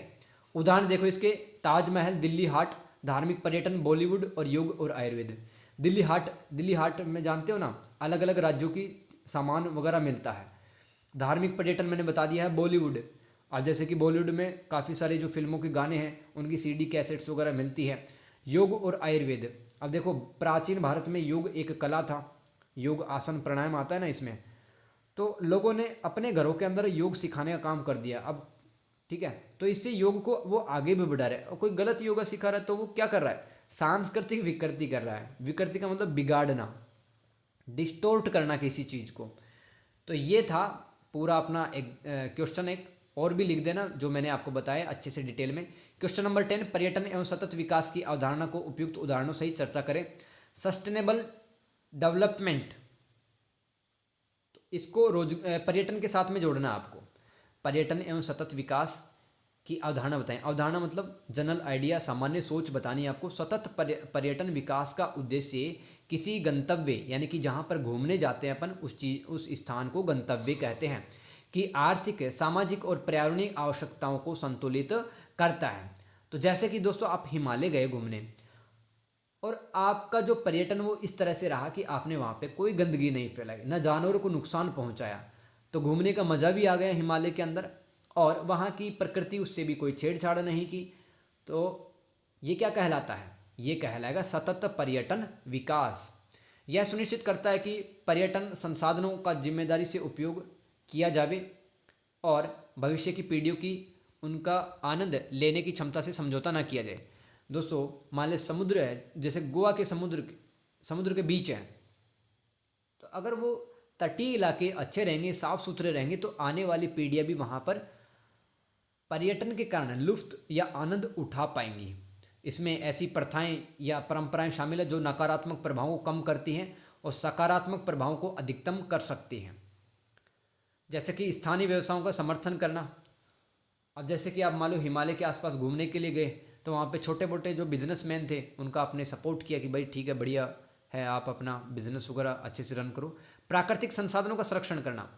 हिमालय के अंदर घूमने गए तो आपने किसी भी पेड़ को नुकसान नहीं पहुँचाया, किसी भी जानवर को नुकसान नहीं पहुँचाया, आप बचा रहे हो, प्रिजर्व कर रहे हो आप प्राकृतिक संसाधनों का। स्थानीय संस्कृति का सम्मान करना। जहाँ पर भी आप घूमने जाते हो, मान लो जंगलों के अंदर गए, तो वहाँ पर रहने वाली जनजातियों का मजाक नहीं उड़ाना है, क्योंकि उनकी एक अलग संस्कृति है। सतत पर्यटन के प्रमुख घटक, important component of sustainable tourism, पर्यावरणीय स्थिरता, यानी कि इसके अंदर पर्यावरण का ख्याल रखा जाता है। सामाजिक स्थिरता का मतलब है कि यहाँ पर किसी भी प्रकार का अमीर और गरीब के बीच में जो खाई रहती है वैसा सब कुछ नहीं रहता, सारे लोग समान रहते हैं समाज के अंदर, ऐसा समाज बनाना है हमें। और आर्थिक स्थिरता, यानी कि समाज के अंदर आर्थिक आधार पर किसी के साथ भेदभाव ना हो, पर्यटन के कारण सबको बराबर फायदा मिले, ये सतत पर्यटन में हम स्टडी करते हैं। उदाहरण देखो, भारत में सतत पर्यटन को बढ़ावा देने हेतु इको टूरिज्म इन क्षेत्रों में अपनाया जा रहा है। जैसे कि तेनमाला, दोस्तों बहुत ही हरा भरा इलाका है केरल के अंदर, कुंबलिंग ऐसे ही केरल के अंदर, मेघालय, ठीक है। इन 3 जगहों पर पर्यटन और स्थानीय पारिस्थितिक तंत्र में संतुलन लाने हेतु टिकाऊ प्रथाओं का बढ़ावा दिया जा रहा है। जहाँ मतलब टिकाऊ प्रथा का मतलब क्या है कि भाई यहाँ पे कोई पन्नी वगैरह नहीं बेचता, प्लास्टिक की थैलियों में कोई सामान नहीं देता आपको, ठीक है। और यहाँ पर हर व्यक्ति आपको जानवरों का सम्मान करते हुए, प्रकृति का सम्मान करते हुए मिलेगा। आगे है क्वेश्चन नंबर 11, पारिस्थितिकी पर्यटन यानी कि इको टूरिज्म की परिभाषा दीजिए। ये सवाल दोस्तों हर बार रिपीट होता है। यहाँ पर कुछ इलाके हैं, भारत के राज्य हैं, उनमें से कोई एक आ सकता है। पहला सवाल समझ गए, पारिस्थितिकी पर्यटन किसे कहते हैं, पहला पोर्शन ये है। फिर दूसरा सवाल, भारत के राज्यों जैसे कि असम, केरल, गुजरात के संदर्भ में इसकी चर्चा करनी है, यानी कि असम के अंदर कौन कौन से राष्ट्रीय अभ्यारण्य, राष्ट्रीय पार्क वगैरह हैं, कौन कौन से झरने जो भी वहाँ पर है, प्रकृति से संबंधित जहाँ पे आप घूमने के लिए जाते हो वो पारिस्थितिक पर्यटन का हिस्सा हो, वो सब बताना है। तो कई बार आपको सिर्फ केरल के बारे में पूछ सकता है, कई बार असम के बारे में पूछ सकता है, कई बार गुजरात के बारे में पूछ सकता है। या फिर एक बार तो ये भी सवाल आया था कि भारत के किन्हीं भी 2 राज्यों की पारिस्थितिकी पर्यटन को बताइए। तो मैंने 3 राज्यों का बता दिया, 3 में से दोस्तों आपको एक है, वहाँ पे मिल सकता है पेपर के अंदर। 2024 दिसंबर वाले पेपर में नागालैंड का पारिस्थितिक पर्यटन पूछा गया था, यानी कि वहाँ पर कौन कौन से नेशनल पार्क हैं, नेशनल सेंचुरीज हैं। परिभाषा देखो, इको टूरिज्म की, यह पर्यटन का एक रूप है जो प्राकृतिक क्षेत्रों में जिम्मेदार यात्रा पर केंद्रित है, जिसका उद्देश्य पर्यावरण को संरक्षित करना, स्थानीय समुदायों की भलाई करना और पर्यावरणीय शिक्षा को बढ़ावा देना है। यह यात्रा का एक तरीका है जो पर्यावरण को स्थानीय संस्कृतियों पर नकारात्मक प्रभावों को कम करता है, साथ ही संरक्षण और स्थानीय आजीविका के लिए आर्थिक लाभ भी प्रदान करता है। तो भाई किसी भी राष्ट्रीय उद्यान गए घूमने, नेशनल पार्क गए घूमने, तो वहाँ पर आप किसी भी जानवर को नुकसान नहीं पहुँचाया। साथ में वहाँ पर कोई भी मान लो छोटा मोटा कोई प्रोडक्ट, कोई शहद बेच रहा था, ठीक है, कोई तेंदू के पत्ते बेच रहा था, आपको पसंद आए, कोई बेम्बू के खिलौने बेच रहा था, तो आपने सपोर्ट भी किया ये सामान खरीद करके उनका जो बेच रहे थे वहाँ पर, और आपने इन्वायरमेंट का भी ख्याल रखा। ऐसा टूरिज्म क्या कहलाता है? इको टूरिज्म कहलाता है। ये परिभाषा याद रखना, इसका स्क्रीनशॉट ले सकते हो, या टाइम है तो लिख लिख के भी याद कर सकते हो, लेकिन सवाल ऐसे ही आएंगे दोस्तों, ठीक है, सवाल ऐसे ही आएंगे।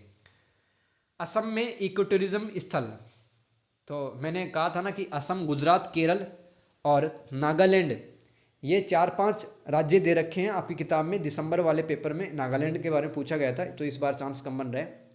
असम में इको टूरिज्म स्थल कौन से? राष्ट्रीय उद्यान है यहाँ पर, जैसे कि काजीरंगा उद्यान और मानस राष्ट्रीय उद्यान।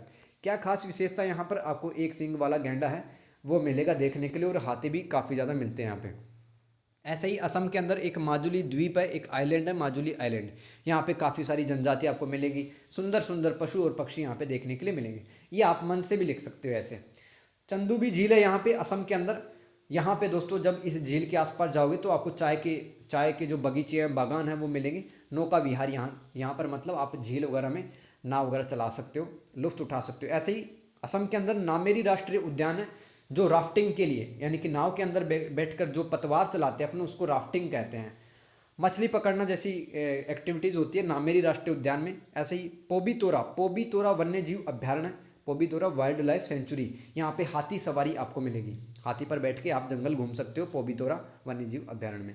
ऐसे ही दीमा हसाऊ जिला है, यहाँ पे प्रवासी पक्षी आते हैं, यानी कि दूसरे देशों से सुंदर सुंदर पक्षी आते हैं यहाँ पर। डिब्रू एक इलाका असम का, यहाँ पर सेखोवा राष्ट्रीय उद्यान है, ठीक है, डिब्रू सेखोवा राष्ट्रीय उद्यान।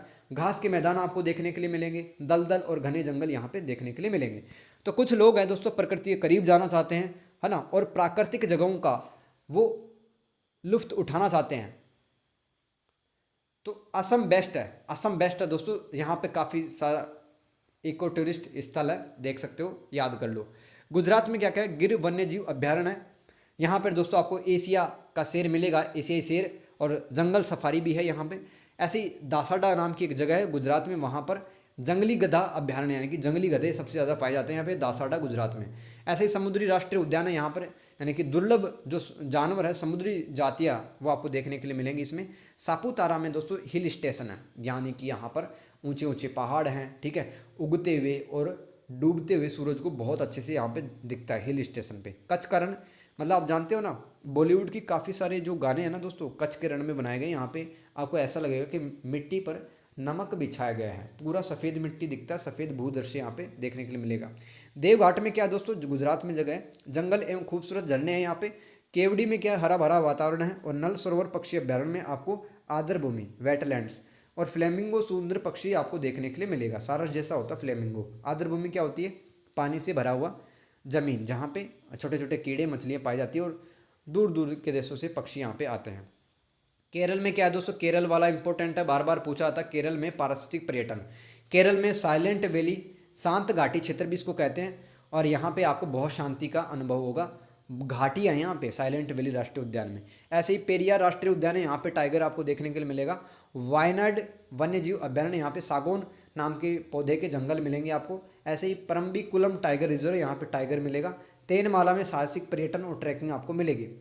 गवी नाम की जगह में शेर की पूंछ वाले बंदर आपको मिलेंगे। अरलम में क्या मिलेगा, अरलम वन्य जीव अभ्यारण्य में पक्षी देखने के लिए मिलेंगे, और यहाँ पे ट्रैकिंग वगैरह भी करने के लिए लोग जाते हैं। ये केरल का पारिस्थितिक पर्यटन था। स्क्रीनशॉट लेना, याद करना, रट लेना, क्योंकि एक सवाल पक्का आएगा, ठीक है, या तो गुजरात पूछ सकता है, या असम पूछ सकता है, या फिर केरल पूछ सकता है। पर्यटन और वैश्वीकरण पे चर्चा करें। पर्यटन और वैश्वीकरण पे चर्चा करें। वैश्वीकरण को भूमंडलीकरण या ग्लोबलाइजेशन भी कहते हैं। तो वैश्वीकरण एक प्रक्रिया होती है, आप जानते हो ना, जिसमें जो हमारा जो सोच विचार है उसका आदान प्रदान करते हैं अपन, ठीक है, पूंजी का, पैसों का आदान प्रदान होता है इसके अंदर, तकनीक का आदान प्रदान होता है, यानी कि दूसरे देशों की जो टेक्नोलॉजी वो चला रहे हैं, वो भी क्या वैश्वीकरण है। आप अमेरिका के स्टूडेंट को पढ़ा रहे हो, ये भी वैश्वीकरण है। आप दूसरे देशों की संस्कृतियों की विशेषता अपना रहे हो, जैसे कि इटालियन फूड खा रहे हो, चाइनीज फूड खा रहे हो, ये भी क्या है, ये भी वैश्वीकरण है। तो वैश्वीकरण ने पर्यटन को महत्वपूर्ण रूप से प्रभावित किया, जिससे यात्रा, सांस्कृतिक आदान प्रदान और आर्थिक विकास में वृद्धि हुई, जबकि सांस्कृतिक और पर्यावरण संबंधी चिंताएं भी उत्पन्न हुई हैं। देखो, वैश्वीकरण के कारण पर्यटन पे कुछ पॉजिटिव इम्पैक्ट भी पड़े और नेगेटिव इम्पैक्ट भी पड़े, एक एक करके उनको समझते हैं। सकारात्मक प्रभाव क्या पड़ा, यात्रा एवं पहुंच में वृद्धि हुई। भाई आज क्या है, हाथ में मोबाइल है, तुरंत अपन ट्रेन बुक कर लेते हैं, होटल बुक कर लेते हैं, कैब बुक कर लेते हैं और पहुंच जाते हैं जहाँ पर हमें घूमना है। सांस्कृतिक आदान प्रदान और समझ बढ़ा है। देखो, वैश्वीकरण की प्रक्रिया में एक स्थान से दूसरे स्थान तक जाना शामिल होता है और हम दूसरे की संस्कृति को समझते हैं। जैसे कि दिल्ली से आप जब राजस्थान आओगे तो राजस्थान की संस्कृति को समझोगे, ये भी एक वैश्वीकरण का हिस्सा है और पॉजिटिव साइड है दोस्तों।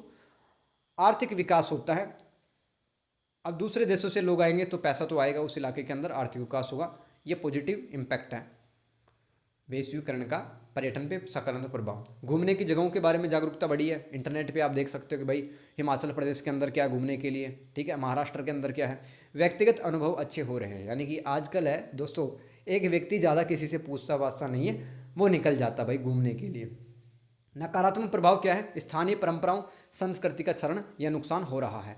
पर्यटन ज़्यादा बढ़ेगा तो दोस्तों हो सकता है कि वहाँ की जो आबादी है वो अपनी संस्कृति को ही भूल जाए। जैसे कि मैंने आपको बताया था ना कि इंग्लैंड का व्यक्ति राजस्थान आ रहा है तो राजस्थान वाले व्यक्ति क्या करते हैं, इंग्लैंड में जैसा खाना मिल रहा है वैसा खाना खाने लगते हैं और इंग्लैंड की भाषा जैसी भाषा बोलने लगते हैं। तो इससे क्या है, स्थानीय परंपराएं, संस्कृति का नुकसान हो रहा है, पर्यावरण को भी नुकसान होता है। लाभों का असमान वितरण, यानी कि पर्यटन के कारण किसी व्यक्ति को तो बहुत पैसे मिल जाते हैं, किसी व्यक्ति को बहुत कम पैसे मिलते हैं। पर्यटन पर अधिक निर्भरता से वहाँ के उद्योगों को नुकसान पहुँचा है। अब सपोज दैट किसी भी इलाके के अंदर कार बनाने की एक फैक्ट्री थी, वहाँ पर इतना टूरिज्म बढ़ा कि कार बनाने की जो फैक्ट्री है वही बंद हो गई। लोगों ने सोचा कि भाई अब तो यहाँ पर कुछ होटल वगैरह बनाएंगे, है ना, गाड़ियाँ चलवा देंगे, हम ट्रांसपोर्टेशन का काम करेंगे, काफ़ी सारे टूरिस्ट आएंगे, तो वहाँ के जो उद्योग धंधे वो ठप पड़ जाएंगे। आम जनजीवन प्रभावित हो सकता है बहुत ज़्यादा टूरिस्ट आने से। क्वेश्चन नंबर 13, धार्मिक पर्यटन या तीर्थाटन को परिभाषित करें, उपयुक्त उदाहरणों के साथ बताएं। ये सवाल आया हुआ है। धार्मिक पर्यटन या तीर्थ यात्रा कहीं पर भी आपको देखने के लिए मिल जाए, जो मैंने लिखा है वही छाप के आ जाना सेम टू सेम। इसलिए मैं दोस्तों बुक से नहीं पढ़ा रहा हूँ, क्योंकि वहाँ पर बहुत सारी चीज़ें छुटी हुई हैं और वहाँ पर इंग्लिश से ट्रांसलेट करके बता रखा है सारा, और वो हिंदी है ना, समझ में आता नहीं है इतना, इसलिए मैंने खुद लिखा है ये आंसर, ऐसे आपको लिखना है। परिभाषा क्या है धार्मिक पर्यटन की? धार्मिक पर्यटन एक प्रकार का पर्यटन जिसमें यात्रा की प्राथमिक प्रेरणा धार्मिक या आध्यात्मिक होती है।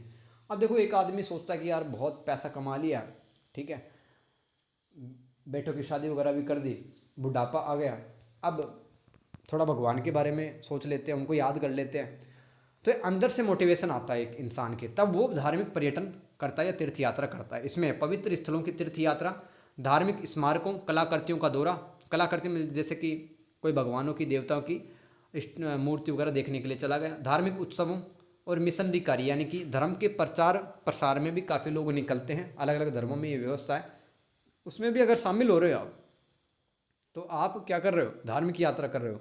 धार्मिक पर्यटन के उदाहरण देखो, मक्का तीर्थ यात्रा, मतलब सऊदी अरब की एक जगह है मक्का, यहाँ पे हज के लिए जाते हैं लोग, इस्लाम धर्म के जो फॉलोअर्स हैं वो। वेटिकन सिटी, ये दोस्तों रोमन कैथोलिक चर्च है, ईसाई धर्म के लोग यहाँ पे जाते हैं, पवित्र जगह ईसाई धर्म की। भारत में बहुत सारे मंदिर है, जैसे कि राम मंदिर अयोध्या में है, वैष्णो देवी मंदिर जाते हैं लोग जम्मू में है, सालासर भगवान का मंदिर चूरू राजस्थान में है, और तिरुपति मंदिर आदि सब मंदिर है, जो भी आपको याद रह जाए। ऐसे ही बौद्ध स्थल है, जैसे कि महात्मा बुद्ध को जहाँ पर ज्ञान प्राप्त हुआ, बोध गया, काफ़ी लोग आते हैं यहाँ पर। उत्तराखंड के 4 धाम है, केदारनाथ, बद्रीनाथ, गंगोत्री, यमुनोत्री।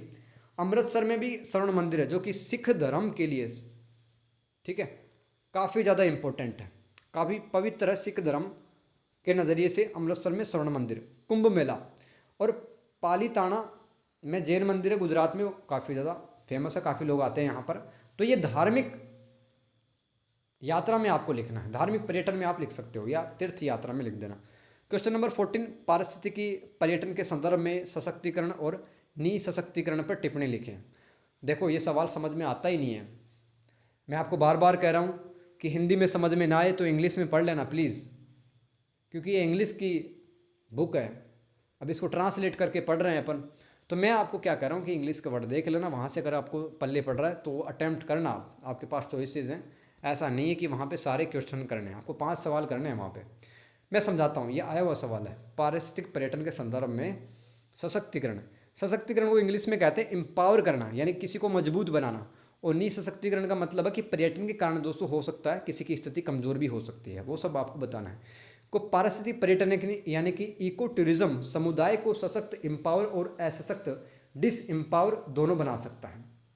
यह इस बात पर निर्भर करता है कि इसे कैसे लागू और प्रबंधित किया जाता है इको टूरिज्म को। पारिस्थितिक पर्यटन और सशक्तिकरण पहला हेडिंग होगा हमारा, क्योंकि इसमें 2 सवाल है ना कि पारिस्थितिक पर्यटन के संदर्भ में सशक्तिकरण भी बताना है और निसशक्तिकरण भी बताना है। सशक्तिकरण यानी किसी को मजबूत करना, और निसशक्तिकरण यानी कि किसी की शक्ति कमजोर कर देना, किसी को वीक कर देना। तो देखो, पारिस्थितिक पर्यटन और सशक्तिकरण, इको टूरिज्म एंड एम्पावरमेंट, आर्थिक सशक्तिकरण। देखो क्या होता है, कहीं पे टूरिस्ट लोग घूमने जाता है ना, वहाँ पे कुछ पैसे तो लेके जाएगा, कोई तो डॉलर लेके जा रहा है, तो वहाँ पे लोगों को काम धंधा मिलेगा, नौकरियाँ मिलेंगी, तो इससे क्या आर्थिक स्थिति मजबूत होगी, तो इसे कह रहे हैं आर्थिक सशक्तिकरण। सामाजिक सशक्तिकरण का मतलब क्या है कि यहाँ पर समाज में रहने वाला जो प्रत्येक इंसान है ना, उसकी स्थिति अच्छी बन जाएगी। ठीक है, पर्यटन के कारण काफ़ी ज़्यादा उसके क्षेत्र का डेवलपमेंट होगा। सांस्कृतिक संरक्षण, यानी कि मैंने आपको बताया था कि आपके इलाके के अंदर, आपके गांव के अंदर जितने भी फेस्टिवल्स बनाए जाते हैं, त्यौहार, मेले हैं, कलाओं का प्रदर्शन, जैसे कि आपके गांव के अंदर स्पेशल टाइप का कोई डांस होता है, हज़ारों सालों से होता रहा है, तो टूरिस्ट लोग आपके गांव में आने लगे वही डांस देखने के लिए, तो डांस है वो बचेगा दोस्तों, उसका संरक्षण होगा, क्योंकि आपको पता है कि अगर ये डांस ख़त्म कर दिया हमने तो फिर कोई हमारे गाँव में नहीं आएगा, तो इससे बचता है, आपकी संस्कृति बचती है, सांस्कृतिक संरक्षण होता है। संरक्षण यानी कि प्रिजर्व करना, किसी चीज़ को बचाना। पर्यावरण संरक्षण, पर्यटन के कारण दोस्तों क्या होता है, पारिस्थितिक पर्यटन में पर्यावरण संरक्षण की भी बात की जाती है। जैसे कि प्लास्टिक की पन्नियाँ कहीं पर नहीं मिलती हैं, किसी जंगल में अगर कोई लोग घूमने के लिए आए, क्योंकि वहाँ के लोग हैं पर्यावरण को बचाना चाहते हैं। पारिस्थितिक पर्यटन और असशक्तिकरण, यानी कि पारिस्थितिक पर्यटन के कारण कमज़ोर भी हो सकता है समाज। एक तो आर्थिक असमानता बढ़ेगी, यानी कि समाज में कुछ लोग अमीर हो जाएंगे, कुछ लोग गरीब रह जाएंगे। सामाजिक असमानता बढ़ेगी, समाज के अंदर लोग हैं वो बिखर जाएंगे, कुछ लोग बहुत अच्छी स्थिति में आ जाएंगे अगर वहाँ पे टूरिज़्म बढ़ेगा तो, और कुछ लोग कमज़ोरी रह जाएंगे। वातावरण का नुकसान होगा, अब जहाँ पे जंगल है, जंगल में आएंगे लोग घूमने के लिए, हो सकता है पेड़ पौधों का नुकसान हो जाए, है ना। कहीं पर समुद्र के किनारे हैं, वहाँ पर पन्नियाँ और कचरा वगैरह फैल गया तो पर्यावरण को नुकसान होगा। स्थानीय आबादी का विस्थापन, यानी कि सरकार क्या चाहती है कि ज़्यादा से ज़्यादा लोग टूरिस्ट बन के आएँ, हमारे पास में डॉलर आएगा, है ना, हमारे पास में पाउंड आएगा, तो सरकार क्या करती है कि भाई आदेश दे देती है कि इस जंगल को छोड़ के लिए चले जाओ दूसरी जगह। ये विस्थापन। क्वेश्चन नंबर 15 टिप्पणी लिखना है, 5 नंबर का सवाल आएगा दोस्तों, टिप्पणी लिखना। सांस्कृतिक बहाव सॉरी, बहुत ही इंपॉर्टेंट है दोस्तों। सांस्कृतिक बहाव समझ में आता नहीं है, अटैम्प्ट नहीं करते लोग इसको, कल्चरल ड्रिफ्ट, लेकिन मैं आपको अटैम्प्ट करना सिखाऊंगा, ध्यान देना। सांस्कृतिक बहाव का मतलब है पर्यटक और मेजबान। पर्यटक का मतलब घूमने वाला, और मेजबान जिसके यहाँ पे घूमने वाला जा रहा है। जैसे कि आप दिल्ली के से राजस्थान आ रहे हो, मेरे घर पे आ रहे हो आप, तो मैं क्या बन गया, मेज़बान बन गया, होस्ट बन गया, HOST, होस्ट बन गया, और आप पर्यटक हो। दोनों संस्कृतियों में होने वाले कर्मिक यानी कि क्रम के अनुसार और अक्सर अनजाने परिवर्तनों से हैं जो उनकी बातचीत के परिणाम स्वरूप होते हैं। इस घटना में सांस्कृतिक प्रथाओं या परंपराओं, व्यवहारों और मूल्यों में बदलाव शामिल है, क्योंकि पर्यटक और स्थानीय लोग एक दूसरे को प्रभावित करते हैं। तो सांस्कृतिक बहाव क्या है? अरे अभी तो बताया था मैंने, सांस्कृतिक संक्रमण और सांस्कृतिक बहाव का एक ही आंसर होगा, यानी कि आप दूसरों की संस्कृति के कुछ मूल्य अपनाने लगते हो, ठीक है। और पर्यटक वो भी आपकी संस्कृति के कुछ मूल्य अपनाने लगता है। जैसे कि इंग्लैंड से कोई व्यक्ति राजस्थान घूमने के लिए आया तो राजस्थानी कपड़े पहन के घूमेगा वो, ठीक है, और राजस्थान की लैंग्वेज बोलने की कोशिश करेगा, अब व्लॉग वगैरह बनाएगा तो। और ऐसे राजस्थान के लोग, जिस क्षेत्र में वो व्यक्ति घूमने के लिए आ रहा है, वो लोग भी थोड़ा थोड़ा इंग्लिश बोलेंगे, थोड़ा थोड़ा इंग्लिश फूड बनाने की कोशिश करेंगे। तो ये सांस्कृतिक बहाव है, जिसके अंदर पर्यटक है वो भी कुछ तत्व या कुछ मूल्य अपनाता है दूसरी संस्कृति के, और जो मेजबान समुदाय है जिसके यहाँ पे वो मेहमान रुका हुआ है, वो भी कुछ विशेषताएं अपनाएंगे। पर्यटक स्थानीय संस्कृति के कुछ पहलुओं जैसे भाषा, भोजन, रीति रिवाजों को अपना सकते हैं, जिससे उनकी अपनी सांस्कृतिक संस्कृति में स्थायी अथवा अस्थायी परिवर्तन आ जाता है।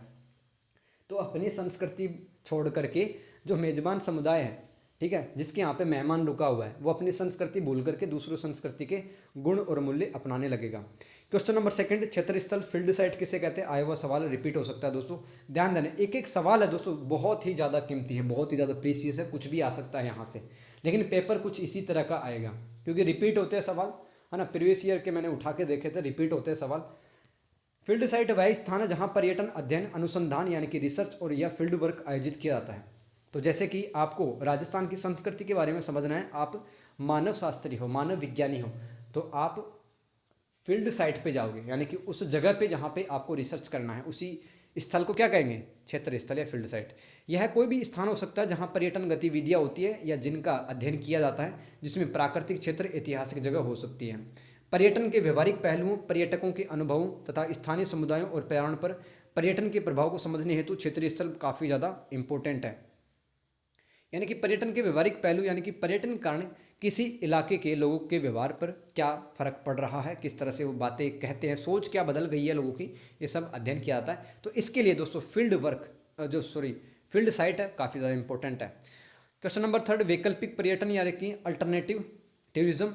इसमें ऐसे यात्रा अनुभव शामिल है जो मुख्यधारा सामूहिक पर्यटन से अलग है। देखो भाई, मनाली तो सब जाते हैं, जयपुर सब जाते हैं, लेकिन आपने इस तरह का पर्यटन का सिलेक्शन किया कि मान लो कहीं पे घूमने के लिए गए आप, और ऐसे गाँव में गए जहाँ पर कोई जाता नहीं है, और आपने देखा कि वहाँ के लोग हैं वो अशिक्षित हैं, पढ़े लिखे नहीं हैं इतने। आप रुक गए, उनको पढ़ाने लिखाने लग गए कुछ दिन, उनकी खेती बाड़ी देखी आपने, है ना, तो देखा वहाँ पर खेती बाड़ी भी इतनी अच्छी नहीं हो रही है, आपने अपना ज्ञान बताया। तो ऐसा पर्यटन जिसमें आप समाज पर सकारात्मक प्रभाव डालते हो, और लीक से हट करके एक पर्यटन होता है वो क्या कहलाएगा? वैकल्पिक पर्यटन। तो इसमें पर्यावरणीय प्रभाव को न्यूनतम करने पर जोर दिया जाता है, जिसमें स्थानीय संरक्षण के प्रयास, अपशिष्ट प्रबंधन शामिल है। इसमें निम्न बातें शामिल होंगी: स्थानीय संस्कृति, रीति रिवाजों को प्रोत्साहित या बढ़ाना, होम स्टे करना, किसी के घर पे रुकना, जो मैंने बताया है वही लिख देना। सांस्कृतिक गतिविधियों में हिस्सा लेना, आप किसी गांव के अंदर गए, वहाँ पर नाइट में मान लो कोई ऐसा उत्सव, त्यौहार, मेला कुछ भी हो रहा है, तो वहाँ पर हिस्सा लेना। पर्यटन गतिविधियों में स्थानीय समुदायों को जोड़ना, आपने गांव वालों से कहा कि भाई मैं घूमने के लिए आया हूँ, मैंने आपके गांव की स्थिति देखी है जो कि अच्छी नहीं है, तो आप भी एक काम करो कि मेरे साथ जुड़ो, आप एक कम्युनिटी बनाते हैं और इस गांव को बेहतर बनाएंगे। उदाहरण देखो, पारिस्थितिक पर्यटन, सांस्कृतिक पर्यटन और स्वैच्छिक पर्यटन। ये तीन टाइप के जो पर्यटन है ना, ये वैकल्पिक पर्यटनों में आते हैं क्योंकि समाज पर इसका पॉजिटिव इम्पैक्ट या सकारात्मक प्रभाव पड़ता है। आगे क्वेश्चन नंबर 4 है, छवि और छवि निर्माण किसे कहते हैं? Image and image formation. आया हुआ सवाल है दोस्तों, समझ में नहीं आता छवि किसे कहते हैं, इंग्लिश में पढ़ लेना, तभी बोल रहा हूँ। तो पर्यटन में छवि से मतलब है कि किसी विशिष्ट गंतव्य यानी कि किसी ऐसे स्थान पे घूमने के लिए जा रहे हैं के बारे में व्यक्तियों की धारणाओं, विश्वासों और भावनाओं से हैं।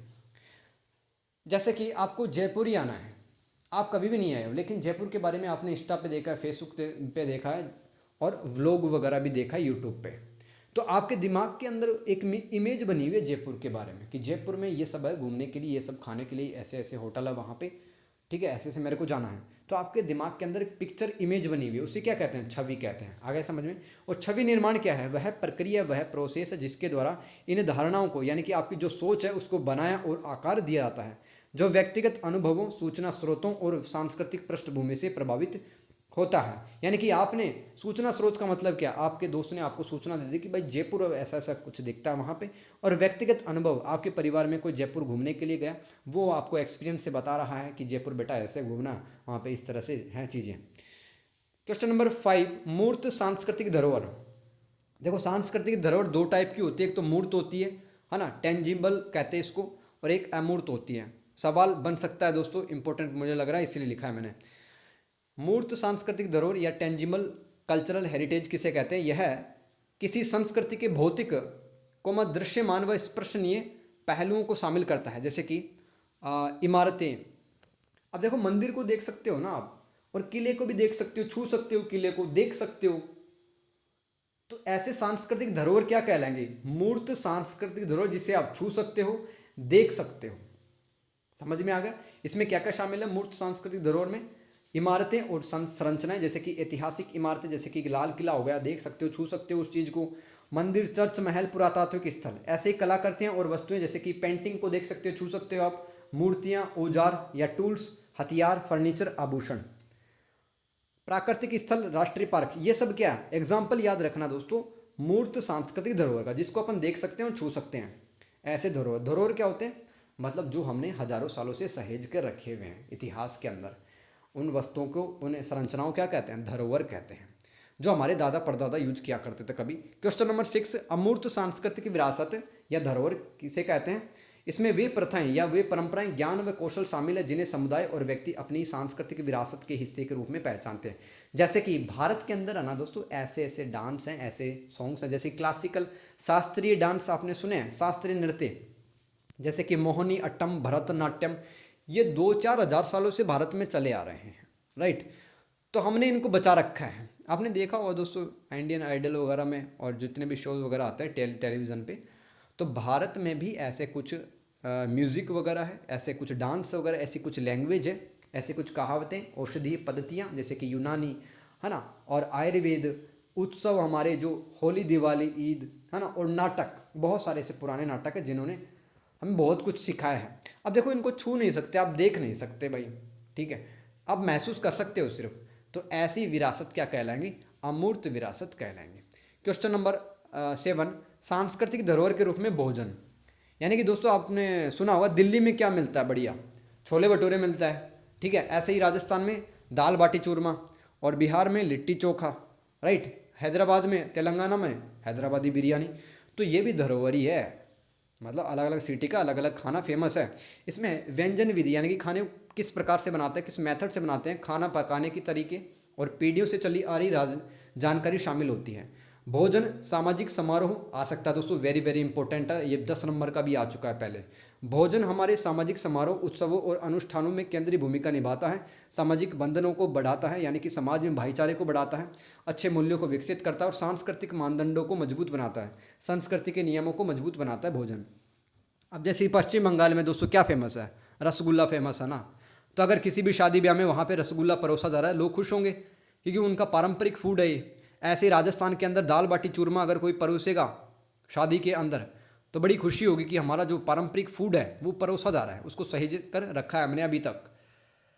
भाईचारा उससे बढ़ेगा, समाज के अंदर खुशियाँ आएंगी। खाद्य पर्यटन और स्थानीय खाना निर्माण परंपराओं को बढ़ावा देने से किसी क्षेत्र का आर्थिक विकास हो सकता है। अब जैसे कि दाल बाटी चूरमा है दोस्तों, किसी होटल पे मिल रहा है तो वहाँ पर लोग ज़्यादा आना चाहेंगे। इससे क्या, दाल बाटी चूरमा की जो परंपरा है बनाने की वो संरक्षित रहेगी, बची रहेगी। उदाहरण से देखो, पंजाब के अंदर मक्की दी रोटी और सरसों का साग फेमस है, राजस्थान के अंदर दाल बाटी चूरमा, ऐसे ही तमिलनाडु के अंदर सांबर, तेलंगाना में हैदराबादी बिरयानी, गोवा के अंदर फिश करी और दिल्ली में आलू पराठे और छोले भटूरे, है ना। खा चुके होंगे, बहुत सारा खा चुके हो आप तो। क्वेश्चन नंबर 8, सांस्कृतिक धरोहर के रूप में संग्रहालय। ये सवाल रिपीट होता है बार बार, इसलिए लिखा है मैंने। संग्रहालय यानी कि जहाँ पर पुरानी जो चीज़ें रखी जाती है, जैसे कि महात्मा बुद्ध की मूर्तियाँ 2-4 हज़ार साल पुरानी, ठीक है, और हथियार वगैरह, राजा किस तरह की ड्रेस पहनते थे, हथियार वगैरह, बर्तन वगैरह, ये सब म्यूजियम में रखे होते हैं। तो म्यूजियम किस काम के हैं? ये कल्चरल हेरिटेज के काम करते हैं हमारे। संग्रहालय मानव इतिहास और पहचान को दर्शाने वाली कलाकृतियों को, परंपराओं और कहानियों को सुरक्षित रखकर सांस्कृतिक विरासत को सहेज कर रखने में या संरक्षित करने में महत्वपूर्ण है। इसका महत्व देखो, संग्रहालयों का, म्यूजियम का, रट लेना इस सवाल को। ऐतिहासिक महत्व है, यानी कि इतिहास के बारे में जान सकते हैं। शैक्षिक यानी कि जैसे कि आप स्टूडेंट हो हिस्ट्री के, आपको रिसर्च करना है तो आप म्यूजियम जाओगे, देखोगे मूर्तियों को, उनके हथियारों को और उनके कपड़ों को, और आप कुछ कुछ लिख लोगे अपने कागज़ के अंदर। वैज्ञानिक ज्ञान भी देते हैं म्यूजियम्स। संग्रहालय सुनिश्चित करते हैं कि अतीत की चीज़ें भावी पीढ़ी हेतु सुरक्षित, यानी कि बीते हुए कल के अंदर दोस्तों कितने राज्य हुए, एक बहुत बड़ा सुनहरा इतिहास रहा होगा, ये अगली पीढ़ी भी देख सके, इसलिए म्यूजियम ज़रूरी है।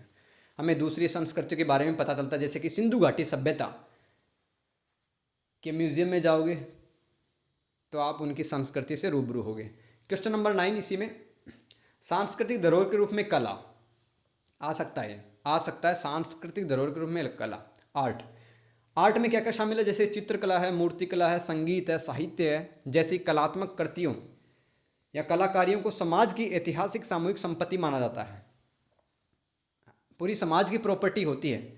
अब चित्रकला क्या, मान लो कोई 1000-2000 साल से कोई चली आ रही है चित्रकला, किसी क्षेत्र की पेंटिंग काफ़ी ज़्यादा फेमस है। मूर्तिकला, जैसे कि राजस्थान में आप आओगे तो हवेलियों पर बहुत सालों पहले की यहाँ पे पेंटिंग्स वगैरह बनी हुई, तो उसको सहेज कर रखना, उसको प्रमोट करना, ये सांस्कृतिक धरोहर के रूप में कहलाएगी। यह अल्पसंख्यक और स्वदेशी संस्कृतियों के लिए विशेष रूप से महत्वपूर्ण है, जिनकी परंपराएं अन्यथा खत्म हो जाएंगी। यानी कि मान लो किसी धर्म के या फिर किसी जाति के लोग कम बचे हैं और उनके जो दादा परदादा चित्रकला मूर्तिकला वगैरह बनाए जाते थे, अगर सरकार उन पर ध्यान नहीं देगी तो उनकी संस्कृति खत्म हो जाएगी। पुरानी कलाएं विविध समुदायों के बीच समझ को बढ़ावा देती हैं, यानी कि हम दूसरे संस्कृति को जानते हैं। सांस्कृतिक धरोहर के रूप में उत्सव आ सकता है दोस्तों, फेस्टिवल्स हैं हमारे, जैसे कि होली, दिवाली, ठीक है, ईद, ये हमारे सांस्कृतिक धरोहर हैं, ये कल्चरल हेरिटेज हैं। हमारे दादा परदादा जो पुरखे थे वो भी बनाते आ रहे थे, हम भी बना रहे हैं। त्यौहार या उत्सव सांस्कृतिक विरासत का एक महत्वपूर्ण हिस्सा है, जो पीढ़ियों के बीच परंपराओं, मूल्यों और सामाजिक संरचनाओं को संरक्षित और प्रसारित करते हैं। उत्सव शैक्षिक उपकरण के रूप में कार्य करते हैं, यानी कि हमें कुछ सिखाते भी हैं। हमारे जो त्यौहार होते हैं, जैसे कि दिवाली का त्यौहार हमें क्या सिखाता है, बुराई पर अच्छाई की जीत, तथा सांस्कृतिक ज्ञान, रीति रिवाजों व मूल्यों को युवा पीढ़ी तक पहुंचाते हैं हमारे त्यौहार।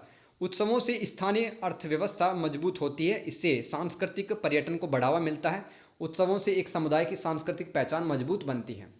क्वेश्चन नंबर 16 आया हुआ सवाल है, रिपीट हो सकता है, भीमबेटका में चल रही पुनः उद्धार और संरक्षण परियोजनाओं पर चर्चा करें। एक तो मैंने ताजमहल की बताई थी आपको, है ना, कि ताजमहल में ताज ट्रेपीजियम जोन सरकार ने बना रखा था, आसपास के इलाकों में गाड़ियां बंद कर रखी है, उद्योग बंद कर रखे हैं 10,400 वर्ग किलोमीटर के अंदर।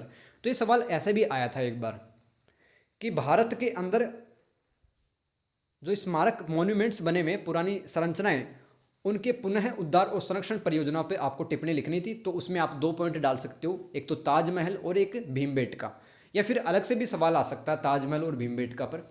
तो भीमबेटका एक जगह है दोस्तों मध्य प्रदेश के अंदर, ठीक है। वहाँ पर इंसान लाखों साल पहले रहा करता था और वो पेंटिंग वगैरह बनाया करता था गुफा के अंदर। तो भीमबेटका में प्रागैतिहासिक काल में मानव गुफाएं बना के रहता था। ऐतिहासिक महत्व को देखते हुए यूनेस्को क्या है दोस्तों, संयुक्त राष्ट्र की एक एजेंसी है जो कि पुरानी चीज़ों को बचाने का काम करती है दुनिया के अंदर। यूनेस्को ने इसे विश्व धरोहर स्थल में शामिल कर लिया। गुफाओं के अंदर पुरानी पेंटिंग से कोई छेड़छाड़ ना करे, इस हेतु वहाँ पर दिशा निर्देश लगाए गए हैं। भारतीय पुरातात्विक विभाग यानी कि जो आर्कियोलॉजिकल डिपार्टमेंट है, यहाँ पर पुनः उद्धार का काम कर रहा है, यानी कि निर्माण का, मरम्मत का कार्य कर रहा है। कई क्षेत्रों में गुफाओं के पास अवरोधक यानी कि बैरिकेड्स लगाए गए हैं, ताकि कोई आ ना सके और गुफा चित्रकारी को कोई नुकसान नहीं पहुंचा सके। तो दोस्तों मेरी तरफ से मैंने एक्सप्लेन कर दिया है, और जितना मेरे से संभव हो सका मैंने आपको समझाने की कोशिश की है। फिर भी आपको किसी भी पॉइंट, पैराग्राफ, क्वेश्चन के अंदर डाउट है तो आप कमेंट कर सकते हैं, क्योंकि अपने को पेपर ना सिर्फ पास करना है, अच्छे नंबर लाने हैं। और पेपर लगभग दोस्तों इसी तरह का आने वाला है, क्योंकि इस किताब में सवाल रिपीट होते हैं, ठीक है। और मेरे को सपोर्ट करते रहो आप सोशल मीडिया पे, यूट्यूब पे। कैसे कर सकते हो सपोर्ट? कमेंट करके, शेयर कर सकते हैं और लाइक करके, ठीक है, ताकि मैं आपके लिए इसी तरह की वीडियो बनाता रहूँ। कैसे लगे वीडियो एक्सप्लेनेशन सच बताना, ठीक है, क्योंकि लिखने में नोट्स काफ़ी ज़्यादा मेहनत लगी है, एफर्ट्स लगे हैं, तो आप अप्रिशिएट कर सकते हो इस मेहनत को एक अच्छा सा बढ़िया सा कमेंट करके। Thank you so much guys. Paper अच्छे से करके आना, और पेपर ख़त्म होने के बाद में आपको वीडियो पे कमेंट करना कि कैसा गया आपका पेपर।